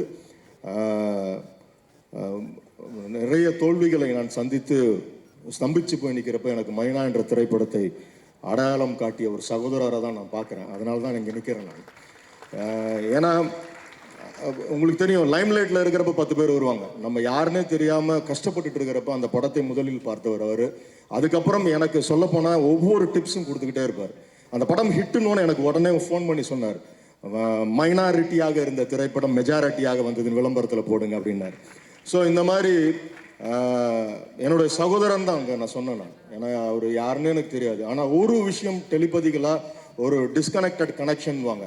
நான் 89 கல்லூரி முடித்தோன்னு நான் சந்தித்த முதல் இயக்குனர் இவர் தான். இவர்கிட்ட தான் வாய்ப்பு கேட்டு வந்தேன் நான். அந்த படம் ரிலீஸ் ஆகி இன்னைக்கு 25 வருஷம் ஆக போகுது. சில்வர் ஜூப்ளி இயராக தான் இதை நினைக்கிறேன். புதிய பாதையோட சில்வர் ஜூப்ளி இயரில் கதை திரைக்கதை வசனம்ன்ற படத்தை மீண்டும் அவர் இன்னைக்கு அறிமுகப்படுத்துறாரு. இதுவும் சில்வர் ஜூப்ளி படமாக இருந்து அவருடைய கோல்டன் ஜூப்ளி படம் என்னவாக இருக்குன்ற பதற்றத்தோடய நான் இருக்கிறேன். ஏன்னா அதுலேயும் அவர் கண்டிப்பாக அவர்கிட்ட புதுமைனா டிசைன்ஸ்லேருந்து எல்லாமே ஒரு இன்விடேஷன்ஸ்லேருந்து சொல்லிக்கிட்டே போகலாம். அது ரொம்ப பழசாக இருக்கும். பட் என்னோட பிரதராக தான் அவரை பார்க்குறேன். காலையில் இன்னைக்கு சண்டே அவருக்காக என்னுடைய ஹார்ட்லி ப்ரேயரை கொடுத்துட்டு வந்துட்டேன். Thank you so much. Thank you professor. நீங்கள் சொல்கிற மாதிரி அந்த ஒரு வரியும் தன்னை கவனிக்க வைக்கணும். ஒரு வரி விளம்பரம் உள்ளுக்குள்ளே ஆள் கூட்டு வர்ற வேலையை செய்யணும்னு நினைக்கிற ஒரு பார்த்திபன் அவர்கள். காரணம், அவருடைய முதல் படம் வெளியாகும் பொழுது நான் அவருடைய விளம்பரத்தை பார்த்து தான் தேட்டரில் போனேன். திரு ரஜினிகாந்த் அவருடைய படமும் திரு கமல்ஹாசன் அவருடைய படத்தோடு சேர்ந்து வெளியாகுது. அந்த படத்துக்கு நீங்கள் அவர் கொடுத்துருந்த விளம்பரம் என்னென்னா, ஒரு யானை சாப்பிடும் பொழுது நிறைய கீழே சிந்துறதா 100கணக்கான எறும்பு உணவாகுது. அந்த மாதிரி நீங்கள் எல்லாம் அந்த படத்துக்கு போங்க, டிக்கெட் கிடைக்கலன்னா என் படத்துக்கு வாங்கன்னு சொல்லி தான் முதல்ல விளம்பரம் கொடுத்துருந்தாரு. அதுக்கப்புறம் தான் தெரிஞ்சிச்சு யார் யானை யார் எறும்புன்னு. அந்த மாதிரி ஒவ்வொரு வரையும் எந்த வழியும் மிஸ் பண்ணிடக்கூடாதுன்னு நினச்சது எனக்கு தான் பசுமையாக ஞாபகம் இருக்குது. அந்த முதல் நாள் புதிய பாதி படத்துல போஸ்டரில் இல்லை, அது கூட அபூர்வ சகோதரர்கள் ரிலீஸ் ஆயிருந்துச்சு. இல்லை அப்புவை பார்க்க வாய்ப்பு கிடைக்காதவர்களுக்கு தயவு செய்து இந்த சீதாராமை பார்த்து விட்டு செல்லுங்கள்ன்றார். அது ஒரு அதான் முக்கியம். ஏன்னா காலத்தை வெல்வது தான் ஒரு படைப்பின் நோக்கம். ஒரு விளம்பர வரி காலத்தை வெல்லும்னு அதான சிறந்தது. அந்த போஸ்டரில் வரி இருந்துச்சு, சுட்டாலும் பரவாயில்லன்னு சூரியன் எடுத்து நெத்தியில் வச்சுக்கிட்டா ஒருத்தி, ஆனால் நிலாவோட நெத்திக்கு குடி வந்தோடனே சூரியனுக்கே குளிர் எடுக்க ஆரம்பிச்சிருச்சு அப்படின்னு தான் அந்த படத்துடைய விளம்பரத்தில் இருக்கும். இன்ன வரையும் அந்த வரி பசுமையாக ஞாபகம் இருக்குது. அதை போல் எப்பொழுதும் பார்த்திபன் அவர்களை ஒரு ரசிகனாக சக இயக்குனராக வேடிக்கை பார்த்து இதை போல் ஒன்று செஞ்சிருந்துங்க நான் எப்பொழுதும் ஆசைப்படுற திரு லிங்குசாமி அவர்கள் தொடர்வார். சமீபத்தில் பாண்டியராஜ் சார் ஒரு தடவை மீட் பண்ணும்போது சொன்னாங்க, பாக்யராஜ் சார் டிஸ்கஷனில் ஒரு 18 சேர் எடுத்து போடுவோம், அப்படி தான் டிஸ்கஷன் நடக்கும்னாங்க. நான் பாக்யராஜ் சார் அசிஸ்டண்டாக சேரணும்னு ஆசைப்பட்டேன், முடியலை. கலைஞான சார் கூட அது டிஸ்கஷனில் இருக்கான்னு கேள்விப்பட்டிருக்கேன். இந்த மாதிரி இது உண்மையிலேயே அப்போ சேர முடியாட்டினாலும் இப்போ அந்த டிஸ்கஷன் கலந்துக்கிட்ட ஃபீல் இருக்குது. இப்போது ரொம்ப சந்தோஷம் சார் இந்த மாதிரி வாய்ப்பு ஏற்படுத்துனதுக்கு. நான் சென்னைக்கு வந்த புதுசில் யார்கிட்ட பேசும்போது ஏதாவது சீன் சொன்னேன்னா, பார்த்திபன் சார் மாதிரி நீங்கள் பேசுகிறீங்க அப்படிம்பாங்க. எனக்கு முதல்ல சந்தோஷமாக இருந்துச்சு. போகிற போக்கில் ரொம்ப பதட்டமாகிடுச்சு. ஏன்னா அவர் அளவுக்கெல்லாம் கண்டிப்பாக நம்மளால் வர முடியாது. அவர் இதில் ஒவ்வொரு தடவையும் அவருடைய வித்தியாசம் விஷயங்கள் எல்லாமே வேறு மாதிரி இருக்குது. நம்ம ரூட்டை மாற்றிக்கணும்னு சொல்லிட்டு நான் அந்த ஏரியா பக்கமே போகல. அமலாபால் கூட அதே தான் சொன்னாங்க. நான் டைரக்ட் பண்ணிட்டு இருக்கும்போது நீங்கள் லிங்குசாமி மாதிரியே பேசுகிறீங்க அப்படின்னாங்க. வித்தியாசமாக சரிங்கன்னு சொன்னாங்க. பார்த்திபன் மாதிரி பேசுறீங்கன்றது போய் அமலா நீங்கள் லிங்குசாமி மாதிரி பேசுறீங்கன்னு என்கிட்ட சொன்னாங்க. ரொம்ப சந்தோஷம் சார். விஜய் இருக்காரா? இருக்காரு. எப்பொழுதும் இருக்க இடம் தெரியாமல் இருக்கிறது தானே விஜய். அதனால தான் அடைகிறார் அவர் எல்லாத்தையும். விட்டு கொடுத்துட்டோம் உங்களுக்காக எல்லாரும். எல்லாரும் விட்டு கொடுத்துட்டோம். பார்த்திபன் சார் ட்ரெய்லர் இப்போ எப்படி இருந்துச்சுன்னா, ராதாகிருஷ்ணன் பார்த்திபன் பேர் மாற்றியாச்சு. நலன் குமாரசாமி பீஸா டேரக்டர் புதுசாக வந்த டேரக்டர்ஸுடைய அந்த வரிசையில் ஒருத்தர் புதுசாக அடுத்த கட்டமாக ஒரு படம் பண்ணால் எப்படி இருக்கும்? துளி கூட குறைச்சிடல சார். 100%. இன்னும் 10 வருஷம் கழிச்சு நீங்கள் ஒரு ட்ரெய்லர் பண்ணாலோ படம் பண்ணாலோ இந்த லுக்கு இருக்குன்னு நான் நம்புகிறேன். அதனால தான் உங்கள் ஃபேஸ்புக் அக்கௌண்ட் நீங்கள் நம்மாழ்வார் லிங்குசாமின்னு மாற்றினீங்களா? அது பாஸ்போர்ட்டில் உள்ள பேரை தூக்கி போட்டு வெளியூர்லாம் போகிறப்ப நம்மால் வேறு அப்படி தான் கூப்பிடுவாங்க. உண்மையிலே சார் இதை துளி கூட கூட்டி குறைச்சி சொல்ல, ரொம்ப அற்புதமான ட்ரெய்லர் சார். ரொம்ப அழகாக இருந்துச்சு. எனக்கு கூட என்னென்னா, மெனக்கிட்டே இருக்கார். இவங்களுக்கு எதாவது சரியாகவும் நடக்கணும். ஒவ்வொரு விழாவுக்கு வரும்போதும் சின்ன ஒரு மந்தகதியாக இருக்கும்போது தான் பார்த்திபன் இறக்குவாங்க. ஒரு ஹீரோ ஒரு என்ட்ரி மாதிரி இப்படி இறங்குவார். அந்த மொத்த விழாவே வேறு மாதிரி களை கட்டிடும். பாலாஜி சார் சொல்லுவார், விழாவுக்கு போகிறதுக்கு முன்னாடி ஏதாவது காரில் போகிறப்ப யோசிப்பேன் சார், ஒவ்வொரு தடவை டிஸ்கஷன் போகிறப்ப யோசிச்சு வர மாதிரி ஆண்டி வேலைக்கு சீன் பிடிப்போம் பார்த்தீங்களா, அந்த மாதிரி சார் விழாவுக்கு போகிறோம் ஏதாவது யோசிச்சு போகலாம் சார். பார்த்திவன் விழாவுக்கு வர்றாருல மொத்தமாக அவர் பார்த்துப்பாரு, அந்த வேலையை அவர் இருக்காரு, நீ வாட்டி பேச அமைதியாக வாம்பாரு. அதனால் பல மேடைகளில் நீங்கள் போன விழாவுக்கு யாராருக்கெல்லாம் போனீங்களோ அவங்க வந்தாலே உங்களுடைய விழா வந்து அப்படி இருக்குது சார். அவ்வளோ பேருக்கு நீங்கள் வந்து போயிருக்கீங்க. நான் வந்து பார்த்திவன் சார் வந்து ரொம்ப ரசிப்பேன். ஒவ்வொரு முறையும் என்னுடைய பர்த்டேக்கு நான் அவருடைய பர்த்டே மறந்தாலும் என்னுடைய பர்த்டேக்கெல்லாம் அவர் வந்து கிஃப்ட் அனுப்பிடுவார். ரொம்ப வித்தியாசமாக நிறைய சொல்லிட்டாங்க சாரை பற்றி. ரொம்ப என்னென்னா இதுவே ஒரு பெரிய பிரச்சனை. அவர் வித்தியாசமாக செய்வார், சொல்லிட்டாலே இவன் நல்லா காமெடி சொல்லுவான்னு சொன்னவொடனே ஒரு கான்சியஸ் ஆகி அதுக்காகவே டியூன் ஆகிற மாதிரி அதுவே ஒரு பெரிய பிரச்சனை. அதுலேருந்து வெளியில் வரணும்னு தான் நான் ஆசைப்பட்றேன். இது சந்தோஷமாக இருக்குது, சுவாரஸ்யமாக இருக்குது. அது கொஞ்சோடு கைதட்டல் சின்ன ஒரு சந்தோஷம் கொடுக்கும். உங்களுக்கு இருக்கிற திறமைக்கு இது விட பெரிய சந்தோஷத்தையும் மிகப்பெரிய உயரத்தையும் அடைய வேண்டிய ஒரு முக்கியமான ஆள் நான் நம்புகிறேன். இந்த சின்ன சின்ன சந்தோஷங்கள் வந்து விலகி வேற ஒரு இடத்துக்கு நீங்கள் போகணும்னு ஆசைப்படுறேன் சார். அந்த இடம் நீங்கள் கண்டிப்பாக உங்களுக்கு கிடைக்கும். சமீபத்தில் வந்து கோலிஸோட பார்ட்டிக்கு வந்த சங்கர் சாரோட சொன்னார், அவர் எவ்வளோ பெரிய திறமையான ஆளுங்க, எவ்வளோ தகுதி இருக்குது, அவர் வந்து இன்னும் இடைய வேண்டிய இடமெல்லாம் பெருசு, என்னன்னு தெரியல, சின்னதாக மிஸ் ஆகிட்டே இருக்குன்னாரு. கண்டிப்பாக அப்படி ஒரு இடம் கண்டிப்பாக உங்களுக்கு கிடைக்கணும். சின்ன சின்ன கைத்தட்டல், சின்ன சின்ன சந்தோஷங்களை மீறி மிகப்பெரிய கைத்தட்டலும் மிகப்பெரிய சந்தோஷங்களும் உங்களுக்கு வரணும். கைதட்ட தான ஒரு இடம் கிடைக்கணும்னு நான் வந்து கடவுளை வேண்டிக்கிறேன். எது சின்ன சந்தோஷம் எது பெரிய சந்தோஷங்கிறது ஆளாளுக்கு மாறுபடுது இல்லையா சார்? உங்களுக்கு பெரிய சந்தோஷம் வரணும், பெரிய சந்தோஷம்னா அவர் எனக்கு தெரிஞ்சு அவர் ஒரு 15 ஆண்டு காலம் பார்க்குறேன். அவருடைய மிகப்பெரிய சந்தோஷமே அப்பப்போ வாங்குற சின்ன சின்ன கைதட்டு தான் நம்புறவர் அவர். நான் அவர்கிட்ட ஒரு தடவை சொன்னேன், சார் யாருக்காவது கல்யாணம்னா நம்ம ஆஃபீஸில் பதட்டம் ஆயிருது சார், எல்லாரையும் வர சொல்லி இப்போ என்ன கிஃப்ட் கொடுக்கலாம், பையன் பெரியுது பொண்ணு பெரியுது, என்ன முடிவு பண்ணுங்கன்னு சொல்லிடுறீங்க.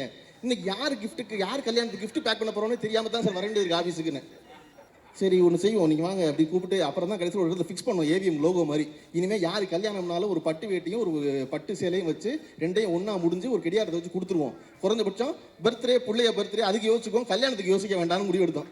அந்த மாதிரி அவரை யோசிக்காமல் இருங்கன்னு சொல்கிறதுக்கு பெரிய கஷ்டம். நாங்கள் ஒரு குழுவே செயல்பட்டுருக்கோம் அதுக்கு. இருங்க நீங்கள் அதெல்லாம் செய்யாதீங்க. நீங்கன்னு என்ன சிக்கல்னா, நீங்கள் ஒரு பேர் சொன்னார் இல்லையா தம்பிராமே அண்ணன், நீங்கள் இப்போ வெளியே பேசுறீங்களே சார் அதை சொல்லுங்கன்னு, அதுவே ரொம்ப சிக்கல். ஒரு தடவை உமாபதினு ஒரு மேனேஜர் இருந்தார் எங்கள் ஆஃபீஸில்.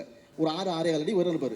நாங்கள்லாம் கீழே மெத்தையில் உட்காந்துருக்கோம் டிஸ்கஷனில். உள்ளே வந்தவர் சார் ஒரு வேலை சொல்லிக்காரு, என்ன போய் பார்த்தீங்களா உமாபதி? இல்லை சார் 1க்கு 10 ரூபா போனேன் சார், வரங்க இல்லை சார் அப்படின்னு ஒன்று அவர் சொன்னார். அப்போ டாக்டரை போய் பாருங்க, நான் சொன்னால பார்த்தீங்களா அப்படின்னாரு. உமாபதி திருப்பி சொல்கிறார், சார் 1க்கு 10 ரூபா போனேன் சார், வரங்க இல்லை சார். ஐயோ டாக்டரை பாருங்க உமாபதி, நான் சொன்ன வேலையை பார்த்தீங்களா? அப்போவும் நான் உமாபதிக்கு புரியலை சார், 1க்கு 10 ரூபா போனேன் சார், நான் யாராவது சொல்லுங்களேன் இவருக்கு அப்படின்னாரு. அந்த மாதிரி தினசரி வாழ்க்கையில் நடந்ததை சொல்லி தூக்குறது ரொம்ப சிரமமான காரியம். அதை போல தினசரி இதை போல பல விஷயங்களை வந்து பாரதி கண்ணமாங்கிற படத்தில் அவர் நடிக்க கூப்பிட்டு கேட்ட பொழுது இதை போல பல தடவை திகச்சு அவர் திரும்பி சேரன் பார்த்து எப்படா நீங்கள் வாழ்றீங்க இவரோட அப்படின்னு கேட்டிருக்காரு. அது சேரன் சொல்லுவார். இப்போ அவர் படம் இப்போ எப்படி வரும், ஒரு படத்தோட கதை இருக்குமா இல்லையா, இல்லை ஒரு அடுத்து என்ன படம் பண்ண போகிறோம் அப்படின்னு யோசிக்கிறத விட அடுத்து எப்படி பேர் போட போகிறாருன்னு இப்போ யோசிக்க வேண்டியதாக போச்சு. நான் பார்த்திபன் போட்டார், அப்புறம் பார்த்திபன் போட்டார், அப்புறம் ராதாகிருஷ்ணன் பார்த்திபன் போட்டார். அடுத்ததான் நேமா உங்கள் தாத்தா பேரையும் சேர்த்து போடுவார்னு நினைக்கிறேன் சார். அதுக்கு ஒரு முடிவு வச்சுருங்க சார். ஏதாவது ஒரு நாங்கள் சொல்லணும், இது பார்த்திபன் படம், இது பார்த்திபன் படம், இது ராதாகிருஷ்ணன் பார்த்திபன், நாங்கள் ஒன்றா சொல்ல முடியல. ஸோ ஒரு முடிவுக்கு வந்துடுங்க.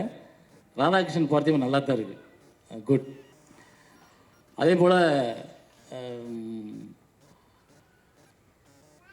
அவர்கிட்ட உள்ள பிடிச்ச விஷயம் என்னென்னா, அவர் படத்துக்கு சீக்கிரம் வந்துடுவார். 6 மணிக்கெலாம் ஸ்பாட்டுக்கு வந்துடுவார், எல்லா வேலையும் பார்த்துருவார்.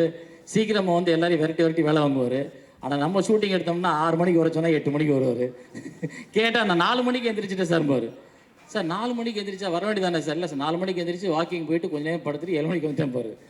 ஆனால் அந்த 7 மணிக்கு வந்தால் கூட அந்த ஒவ்வொரு சீனையும் இன்வால்வ் ஆகி ஒன்றொன்னையும் நல்லா முடிச்சு கொடுத்து சீக்கிரமாக நம்ம முடிக்க நினைச்சதை விட சீக்கிரமாக முடிச்சு கொடுத்துட்டு சார் அப்போ நான் கிளம்பலாமா அப்படின்னு கேட்டுவார். பட் அவர் கூட ஒர்க் பண்ணும்போது ஒரு ஜாலியாகவும் இருக்கும், ஒரு டென்ஷனாகவும் இருக்கும். அவர்கிட்ட உள்ள ஒரு நல்ல விஷயம் என்னென்னா, கடைசி வரைக்கும் ஒரு விஷயத்துக்கு வாதாடுவார். கடைசி அந்த விஷயம் ஜெயிச்சிருச்சுன்னா அதை முதல்ல பாராட்டுறது அவராக தான் இருப்பார். பாரதிக்கு நம்மளோட கிளைமாக்ஸில் எனக்கு அவருக்கு ஒரு பயங்கர ஒரு பெரிய வாரே நடந்தது. அந்த வாரில் கடைசி முடிவில் வந்து முதல் பேட்டி அவர் தான் கொடுத்தார், இந்த வெற்றிக்கு மொத்த காரணமும் சேரன் தான் அப்படின்னு. அந்த பெருந்தன்மை பார்த்திபன் சாருக்கு எப்போ இருக்கும். பார்த்திபன் சாரோட பெரிய விஷயமே இப்போ லிங்குசாமி சொன்னார், சின்ன சின்ன சந்தோஷங்களை விட்டுட்டு பெரிய இடத்துக்கு போங்க சார்னு. அவர் வந்து அந்தந்த நிமிஷத்துக்காக வாழ்கிறவர். அந்தந்த நிமிஷத்தில் யார் யாரை சந்தோஷப்படுத்தணுமோ, யார் யாரை வந்து உச்சி குளிர பார்க்கணுமோ அப்படி பார்க்க நினைக்கிறவர். எல்லா இடத்துலையும் அந்த விஷயத்தை அவர் சரியாக செஞ்சுக்கிட்டு இருக்காரு. அவர் வந்து நம்ம நினைக்காமலேயே நம்ம எதிர்பார்க்காமலேயே அந்த இடத்துக்கு போவார் கண்டிப்பாக. அந்த பெரிய வெற்றி அவர் அடைஞ்சது தான் திரும்ப திரும்ப அதை அடையிறதுக்கு அவர் அடுத்த படிக்கு போகணும். அதுதான் உண்மை. இந்த படம் வந்து நான் அவர்கிட்ட சொன்னேன் ஆரம்பிக்கும் போது, சார் இந்த படம் பெரிய வெற்றி அடைய சார்னார். எப்படி சொல்கிறீங்க அப்படின்னு. கதை இல்லைன்னு போட்டதுனால எனக்கு இல்லை சார், நீங்கள் நடிக்கலை, அதனால் படம் பார்க்குறவங்களுக்கு அது பெரிய புதுசாக இருக்கும். இந்த படம் வந்து உங்களுடைய உண்மையான வித்தாக இருக்கும். நீங்கள் உருவாக்குற, நீங்கள் டைரக்டரான கனவு காண்ற ஒரு உண்மையான படமாக அது இருக்கும் கண்டிப்பாக அப்படின்னு சொன்னேன். இந்த படத்தை தயாரித்த தயாரிப்பாளர்கள் எனக்கு தெரிஞ்ச நண்பர்கள், அவங்க கோயம்புத்தூர்காரங்க. ஸோ அவங்க தான் பார்த்திபன் சாரோட சேர்ந்து இந்த படத்தை பண்ணுறாங்க. ஸோ இந்த படம் வந்து அவங்களுக்கு இது முதல் படம். கோயம்புத்தூரில் ஒரு பெரிய நிறுவனம் வச்சுருக்காங்க, ஒரு பெரிய கம்பெனி, பெரிய ஆஃபீஸ், பெரிய நல்ல நல்ல வசதியானவங்க. அவங்களுக்கு ஒரு நல்ல படம் பண்ணணும், திரைப்படத்தில் புதுசாக நல்ல நிறைய விஷயங்கள் சொல்லணும், நல்ல விஷயங்கள் சொல்லணும் அப்படின்ற எண்ணத்தோடு சினிமாவுக்கு வந்திருக்காங்க திரு மோகன் சாரும் அவருடைய குழுக்களும். ஸோ அவங்களுக்கு என்னுடைய வாழ்த்துக்கள். இந்த திரைப்படம் வெற்றி அடைஞ்சுன்னா இன்னும் நிறைய படங்கள் பண்ணுவாங்க, நிறைய இயக்குநர்களுக்கு வாய்ப்பு கிடைக்கும். பார்த்திபன் சார்ட்ட ஒரு விஷயம் என்னென்னா, கதை இல்லைன்றது ஒரு பெரிய விஷயம் இல்லை, ஆனால் அந்த படத்தை நமக்கு புரிஞ்சுக்கிறதுக்கான கெப்பாசிட்டி வேணும். ரொம்ப இன்டலெக்சுவலாக இருக்கும், குடைக்குள் மலை மாதிரி. அப்புறம் 4 வாட்டி பார்த்தா தான் படம் புரியும். 4 வாட்டி பார்க்குறக்குள்ள இப்போ தியேட்டரில் எடுத்துடுறாங்க, அப்புறம் திருப்பி டிவிடி வாங்கி தான் பார்க்க வேண்டியது. ஸோ இந்த படத்தில் ஒரே ஒரு நாள் நடிக்கணும்னு சொல்லி கூப்பிட்டு கேட்டார். நான் கொஞ்சம் சீக்கிரமே போயிட்டேன். எனக்கு வந்து ஒரு பெரிய பொக்கே, வழக்கம் போல் போன உடனே சீனை விட அவர் கொடுத்த வரவேற்பு தான் மிரட்டலாக இருந்தது. சீன் வந்து சின்ன சீன் தான், ஆனால் வரவேற்பு வந்து பயங்கரமாக இருந்தது. ஸோ ரொம்ப சந்தோஷம் சார் உங்களுடைய படம் வெற்றி அடைய. இது ஒரு நல்ல டிஸ்கஷன். ஆனால் என்னென்னா, ஒரு டைரக்டர் 4 அசிஸ்டன்ட் உட்காந்தாலே பயங்கர சண்டை வரும். 2 அசிஸ்டன்ட் உட்காந்து 2 டைரக்டர் உட்காந்து டிஸ்கஸ் பண்ணோன்னா அந்த டிஸ்கஷன் முடிவே அடையாது. ஸோ இத்தனை டைரக்டர் உட்காந்துருக்கும்போது ஒன்று சொல்லிக்கிறேன் சார், கரெக்டாக சொல்ல ஆரம்பிச்சிங்க நீங்கள். என்னென்னா ஜனங்களுக்கு தெளிவாக புரிஞ்சிருக்கும் டிஸ்கஷன்னா என்னென்ன. அவர் ஏதோ ஒன்று ஆரம்பித்தார், ஆமாம், ஆளாளுக்கு ஒன்று பேசிக்கிட்டு. ஆமாம், கடைசியில் கதைக்கு வரவே மாட்டோம். ஆமாம், பல நாட்கள் டிஸ்கஸ் பண்ணிட்டு கதை முடிவடையாம கடைசியில் ஒரு டைரக்டர் வந்து தனியாக போய் கதை எழுதிடுவார். 2 டைரக்டர் உட்காந்தா கஷ்டம் அப்படின்னு. நான் அசிஸ்டன்ட் டைரக்டர் ஆகும் போதெல்லாம் எங்கள் டைரக்டர் பாரதிராஜா சார்கிட்ட வந்து என்ன வேணாலும் நான் சண்டை போடுவேன். சீனு இல்லை அது சரியாக வராது, என்ன அமையும் அப்படின்லாம் கோவம் வந்துடும் அவருக்கு. அப்புறம் கடைசியில் ஒத்துக்குவார் சரின்னு சொல்லிட்டு. ஆனால் நான் டைரக்டர் ஆகிட்டேன், முந்தான முடிச்செல்லாம் அவ்வளோ தூரம் ஓடிக்கிட்டு இருக்குது. அதுக்கப்புறம் திடீர்னு ஒரு கைதியின் டைரியில் வந்து அவருக்காக நான் ஸ்கிரிப்ட் பண்ணுறேன்னு சொல்லி உட்காந்தோன்னே டிஸ்கஷனு. அவர் அப்படி உட்காந்துருக்காரு, நான் இப்படி உட்காந்துருக்கேன். அது வரைக்கும் எங்கள் டைரக்டர் என்னென்னா, அசிஸ்டண்ட்டு தானே அப்படின்னு சொல்லிட்டு என்ன சொன்னாலும் சண்டை போடுவார், அதோட சரி போயிடுவார். இப்போ அவருக்கு ஒரு சின்ன காம்ப்ளெக்ஸ் என்னென்னா, இவன் டைரக்டர் ஆகிட்டான், அதனால் எது எடுத்தாலும் அப்ஜெக்ஷன் பண்ணிருக்கான் நம்மளை அப்படின்னு தான். ஒன்று கோபத்தில் நான் ஏதோ ஒரு சீன் சொல்லும்போது என்ன அப்படின்னு பக்கத்தில் என் அசிஸ்டண்ட் கிட்ட வந்து எப்படி கொட்டிட்டு அது வருமா, என்ன பேசிட்டு இருக்க நீ, கொஞ்சம் யோசிச்சு பேசு அப்படின்னு. என்ன திட்ட முடியல. நான் உடனே இங்கே ஜிஎம் குமார் லிவிஸ்டீனை பிடிச்ச கொஞ்சமாக திங்க் பண்ணுங்க, சும்மா வாய்க்கு வந்தது பேசுங்க அப்படின்னு அவர் அப்படியே பார்ப்பாரு. இப்படி 2 பேருமே அப்புறம் பார்த்தேன் இது சரியாக வராதுன்னு அசிஸ்டண்ட்டுக்கு முழிக்கிறானுங்க. ஏன் சார் உங்ககிட்ட வாங்கிக்கிறதா அவர்கிட்ட வாங்கிக்கிறதா எனக்கே புரியல. இதில் என்னென்னா சார், அவர் சொல்லும் பொழுது சரின்னு சொன்னவங்க வெளியில் டீ சாப்பிடும்போது நீங்கள் சொன்னதான் கரெக்டும்பாங்க, நீங்கள் சொன்னது சரின்னு சொல்லுவாங்க. அவர் கூட டிஃபன் சாப்பிடும்போது சார் பாக்கியராஜ் சார் ஒன்றுமே புரியல சார், அவர் டைரக்டர் ஆகிட்டான்னு பேசுகிறார் சார்பாங்க. ஸோ இப்படியே குழப்பம் நடத்துகிறவங்க நிறைய பேர் இருந்தாங்க. இல்லை அதனால தான் நான் என்ன பண்ணிட்டேன், அப்புறம் எங்கள் டைரக்டர்கிட்ட இல்லை சார் இது இன்னைக்கு வரைக்கும் இப்படியே பேசிட்டு இருந்தோம்னா அப்படியே போயிட்டே இருக்கும். நான் முதல்ல போய் நான் என்ன நினைக்கிறேனோ ஃபுல்லாக எழுதி நான் கையில் கொடுத்துட்றேன். அதை அவர் படிக்கவே மாட்டார். என்ன நினைக்கிறீங்களோ நீங்க மாத்திக்கோங்க. அதை அவர் படிக்கவே மாட்டார். பெண்களால் 2-3 சீன் மட்டும் விட்டார். அது தமிழ்நாட்டில் வந்து சிலருக்கு சில அனுமதி வழங்குவாங்க. பாக்கியராஜ் சார் தம்பி என்னுடைய அனுபவத்தில் தம்பி சொன்னது மாதிரி நிறைய இயக்குநர்களுடைய கதை விவாதத்தில் போயிருக்கிற பொழுது சில உதவி இயக்குநர்கள் என்கிட்ட பெருமையாக வருவாங்க. அண்ணே இந்த இடத்துல கதை அடுத்த காலத்துக்கு போகாமல் நிற்கிது, கிட்டத்தட்ட 1 வாரமாக அந்த இடத்துல கதை படுத்து கிடக்கு, இதுக்கு அடுத்து இந்த கதையை அடுத்த கட்டத்துக்கு தூக்கிட்டு போகிறதுக்கு அற்புதமான சீன் இருக்குது, அதை சண்டானா சொல்லி தொலைய வேண்டியதுடா அப்படிமே. அதை சொன்னால் நான் கதை வச்சிருக்கல அதில் சீட்டு கட்டு சரிஞ்சிடும் அப்படிமாங்க சில உதவி இயக்குநர்கள். அந்த மாதிரியான உதவி இயக்குநர்கள் இந்த இடத்துல இந்த சீனை நான் சொல்லிட்டேன்னா நான் பண்ணி வச்சிருக்கிற கதையில் இருக்கக்கூடிய அந்த சீட்டு கட்டு சரிஞ்சிடும் அப்படிம்பாங்க. ஸோ அந்த மாதிரி சொன்னவர்கள் இன்னும் அசோசியேட்டாக தான் இருக்கிறாங்க. ஆனால் மனசில் பட்டதை அந்த இடத்துக்கு போயிட்டோமா அந்த இடத்துக்கு தன்னை தாரை வார்த்து கொடுத்த அத்தனை பேரும் இயக்குநர்களாக வந்துருக்கிறாங்கன்றது எனக்கு தனிப்பட்ட கருத்து. எந்த வித பாரபட்சம் பார்க்காம இந்த கதையில் இந்த இடத்துக்கு இந்த சீக்வன்ஸ் தோடுதா, ஏன் நான் கதை வச்சிருக்கிறேன் நான் பண்ணி அது இந்த இடத்துக்கு ஆப்டா இருக்க டக்குன்னு அடித்து தூக்கி போட்டோம்னா அண்ணே ஆமாம் தம்பி, இது என்னுடைய அனுபவத்தில் சீட்டுக்கட்டு சரிஞ்சர்னு சொல்லக்கூடியது. அவர் கூப்பிட்டு அவர்களையும் நான் அதற்கு பிறகு அரவணைச்சி அவர்களுக்கு மற்ற இயக்குநர்களுக்கு போய் வேலையெல்லாம் வாங்கி கொடுத்துருக்கேன்னு வச்சுங்க. இருந்தாலும் அது வந்து நம்மளுக்கு விஷயத்தில் ஒரு பாதிக்கப்பட்ட விஷயம். நீங்கள் சொல்லுங்கள் தம்பி. இல்லை, நான் பாக்கியராஜ் சார் இல்லை, ஒரு டிஸ்கஷன் ஆரம்பித்தோம். சார் சொன்ன மாதிரி வேற எங்கிட்டோ போயிட்டு இருக்கு. இந்த படத்தில் நம்ம பார்த்த ட்ரெய்லரில் நமக்கு அதுக்குள்ளே என்ன கதை இருக்கு இருந்ததா, நம்ம எதாவது உணர்ந்தோமா, அந்த ஏரியாக்குள்ளே போனால் கொஞ்சம் நல்லா இருக்கும். இல்லை நம்ம முடிக்க போகிறோம். ஆடியோ மிஸ் பண்ணலாம். சரி, அது அப்புறமா வச்சுக்கலாமாப்பா? எல்லா கோட்டையும் அழிச்சிட்டு முதல்ல இருந்து ஆரம்பிக்கிறேப்பா நீ. பார்த்திபன் சார் கிளியரா இருக்காரு, ஒரு பிரச்சனையும் இல்லை இந்த படத்துல. கதை இல்லைன்னு சொல்லி தான் தொடங்கியிருக்கேன். என்னைய பத்தி நீங்க பேச வேண்டாம், இந்த படத்தை ஓட்டுற வேலை எனக்கு தெரியுங்கிற. சரி, முடிச்சு விடுங்க. இப்போ யார்ப்பா? விஜய். இப்போ ஒரு விஜய், நான் பேசுங்க. விஜய், நான் பேசுறாரு. நானும் பார்த்தேன், ஏதாச்சும் ஒரு இலக்கை நோக்கி போறோமான்னா ஆளுக்கால ஒரு பக்கம் இழுத்துட்டு டிஸ்கஷன் ரொம்ப கேவலமா நினைப்பாங்க அசிஸ்டன்ட் டைரக்டர்ஸ். இந்த டைரக்டர் மேல உட்காந்துட்டு இவ்வளவு கேவலமா டிஸ்கஸ் பண்றாங்களே. விஜய் இப்போ ஒன்னா அவரை பாராட்டணும், இல்லைன்னா இதுக்கு என்ன கதை இருக்குன்னு ஒவ்வொருத்தரும் பேசணும். ஆளுக்காலு எதையோ பேசிக்கிட்டே இருக்கிறோம். சார், பெண்கள் பேசட்டும். இதுதான் டைரக்டருங்க. தயவு பண்ணி புரிஞ்சுக்க. சார், பெண்கள் ரொம்ப கை தட்ட வேண்டிய ஒரு சூழ்நிலை. அதாவது பார்த்திபன் எப்பவுமே வந்து சார் பேசுறேன் சார், குறுக்கு பேசு சார், பேசுவோம் சார். நாங்களும் அசிஸ்டன்ட், நீங்க டைரக்டர். பார்த்திபன் வந்து எதையுமே வித்தியாசமா செய்வாருன்னு எல்லாரும் அவர் உசுப்பேத்தி விட்டு, அவர் டெய்லி போய் படுத்தாருன்னா எப்படி இன்னைக்கு வித்தியாசமா படுத்து தூங்குறது, காலையில் இப்படிதான டீ குடித்தோம், அதுக்கப்புறம் நாளைக்கு மத்தியானம் ஈவினிங் வேற மாதிரி டீ குடிக்கணுமே. இவர் இந்த ரேஞ்சில் கொண்டு போய் விட்டுறாதீங்க தயவு பண்ணி. அவர் நம்மெல்லாம் பார்த்து பொறாமப்படுற மாதிரியான ஒரு இயக்குனர். உண்மையிலுமே ஒரு சிறப்பான இயக்குனர்னா, அவருடைய முதல் படத்திலேயே கதை இல்லை. இந்த படத்தில் மட்டும் கதை இல்லைன்னு நான் சொல்ல வரல, முதல் படத்திலேயே கதை இல்லை.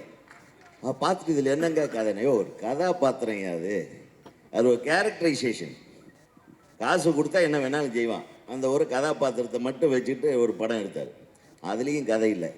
ஸோ இதில் அந்த மாதிரி வில்லங்கமான ஒரு கதாபாத்திரம் இருக்கும், இல்லைன்னா ஒரு சீனி கார்டு இருக்கும், ஒரு புதுசான ஒரு ஸ்க்ரீன் பிளே இருக்கும். அதனால் கதை இருக்குன்னு அவசியம் இல்லை. நிறைய படத்துக்கு நம்ம கதை இருக்குன்னு போய் ஏமாந்து ரொம்ப வெறுத்து போய் வந்திருக்க முடியாது. இப்போ வர்ற படங்களெல்லாம் நிறைய படங்கள் கதை இருக்கிற மாதிரியே ஒரு ஃபீலிங்கை கிரியேட் பண்ணி உள்ளே கொண்டு போவாங்க. போனால் ஒன்றுமே இருக்காது, இப்படி பண்ணிட்டானுங்களேன்னு. ஸோ அந்த மாதிரி அவர் முதல்லையே ஓப்பனாக சொல்லிட்டார், கதை, திரைக்கதை, வசனம், டைரக்ஷன் போட்டு அதுலேயே கதை இருக்குது. கீழே வந்து இதில் கதை இல்லை அப்படி போடுறது. அப்படின்னா ஒரு வில்லங்கமாக நம்மளை எல்லாத்தையும் நான் இது மாதிரி ஒரு விஷயம் அவருடைய திருத்துருவம் கொஞ்சம் என் மைண்ட்லேயும் ஒர்க் அவுட் ஆச்சு. நான் வந்து சின்ன கவுண்டர் படம் சூப்பர் ஹிட்டாக ஓடிட்டுருக்கேன். அதுக்கப்புறம் சிங்கார வேலைன்னு ஒரு படம், அதில் பஞ்சண்ணா ஒரே வரியில் கதை சொன்னார். காணாமல் போனால் அத்தை மகளை கண்டுபிடிச்சி கல்யாணம் பண்ணிக்கிறாங்க. இதுக்கு ஒரு ஹீரோ தேவையா, கமலஹாசன் தேவையா? ஃபர்ஸ்ட் ஆஃப் ஆல் நல்லா யோசனை பண்ணி பாருங்க. அவர் வச்சு தான் எடுக்கின்றது தலைவிதி. அன்னைக்கு இளையராஜா தயாரிப்பாளர், நம்ம ஒன்றும் பேச முடியாது. இந்த சமயத்தில் 13 ரீலுமே வந்து ஃபஸ்ட்டு சீன்லேயே தெரிஞ்சு போகிறார், இவர் கண்டுபிடிக்க போகிறாரு, கல்யாணம் பண்ணிக்க போகிறாரு. 13 ரீலும் ஒருத்தர் சிரிக்க வச்சே படம் எடுக்கணுன்ற ஒரு மிகப்பெரிய சுமையை சுமந்தேன். அதுக்கப்புறம் சின்ன கவுண்டருக்கு அப்புறம் இந்த படம் ரிலீஸ் ஆச்சுன்னா ஓடாமல் போச்சுன்னா என்ன பண்ணுறது நானே சொன்னேன், தயவு செஞ்சு மூளையை கழட்டி வச்சுட்டு வந்து படம் பார்க்க வாங்க, அப்போ தான் இதை புரிஞ்சுக்க முடியும். இதுதான் என்னுடைய முதல் அட்வர்டைஸ்மெண்ட். அது அவர்கிட்ட இருந்து தான் கற்றுக்கிட்டேன்.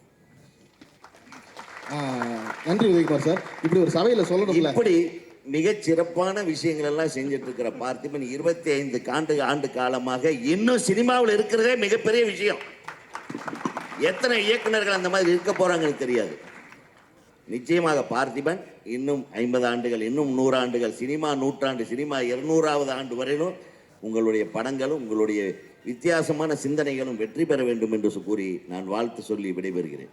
ஓகே, நீங்க விடைபெற வேணாம், இருங்க, உங்களுக்கு இன்னொரு கேள்வி மிச்சம் இருக்கு. விடைபெறுன ஒரு முழுமையா ஒருத்தர் பாராட்ட கூட முடியல. சரி சார் விடுங்க சார். டமாட்டன்றிய பழனி சொல்லு. அடுத்தபடியாக நிகழ்ச்சியில் ஒரு மாற்று குரலாக இயக்குனர் நந்தினி அவர்கள் தொடர்வார்கள். திருத்துருன்னு ஒரு படம் மூலமா நந்தினி. இல்லை, நீங்க பரவாயில்ல, சத்தமா அதட்டலாம். தேங்க்யூ. நான் ஏறின மேடையிலேயே வந்து இந்த மேடை தான் எனக்கு ரொம்ப ரொம்ப பெருமை கொடுக்குற ஒரு மேடை நான் நினைக்கிறேன். இவங்களுக்கு நடுவில்லாம் நான் உட்காந்துருக்கிறதே வந்து எனக்கு ஐ எம் வெரி ஓவர்வெல்ம்டு. எனக்கு வந்து ஃபர்ஸ்ட் ஆஃப் ஆல் எனக்குலாம் இதுக்கு தகுதி இருக்கா அப்படிங்கிறதான் நான் என்னையே கேட்டுக்கிற முதல் கேள்வி. அவ்வளோ பெரிய இயக்குனர் சிகரங்கள், நடிகர்கள், இவங்களுக்கு நடுவில் வந்து நான் ஒரு சின்ன எறும்பு மாதிரி ஃபீல் பண்ணுறேன். என்னோட அசிஸ்டன்ஸோடு நான் வந்து கதை டிஸ்கஷன்ஸ் இருக்கும்போது அவங்கக்கிட்ட நான் சொல்கிற ஒரு விஷயம் வந்து கேரக்டரைசேஷன்ஸ் தான் வந்து கதையை ஃபஸ்ட்டு அடுத்த லெவலுக்கு கொண்டு போகும். கதை வந்து எடுத்த உடனே ஒரு கதைன்னு ஆரம்பிக்கும் போது முழுசாக நம்ம மனசில் வந்து அது உருவாகாது. அந்த கேரக்டர்ஸ் தான் நம்மளை வந்து லீட் பண்ணும்.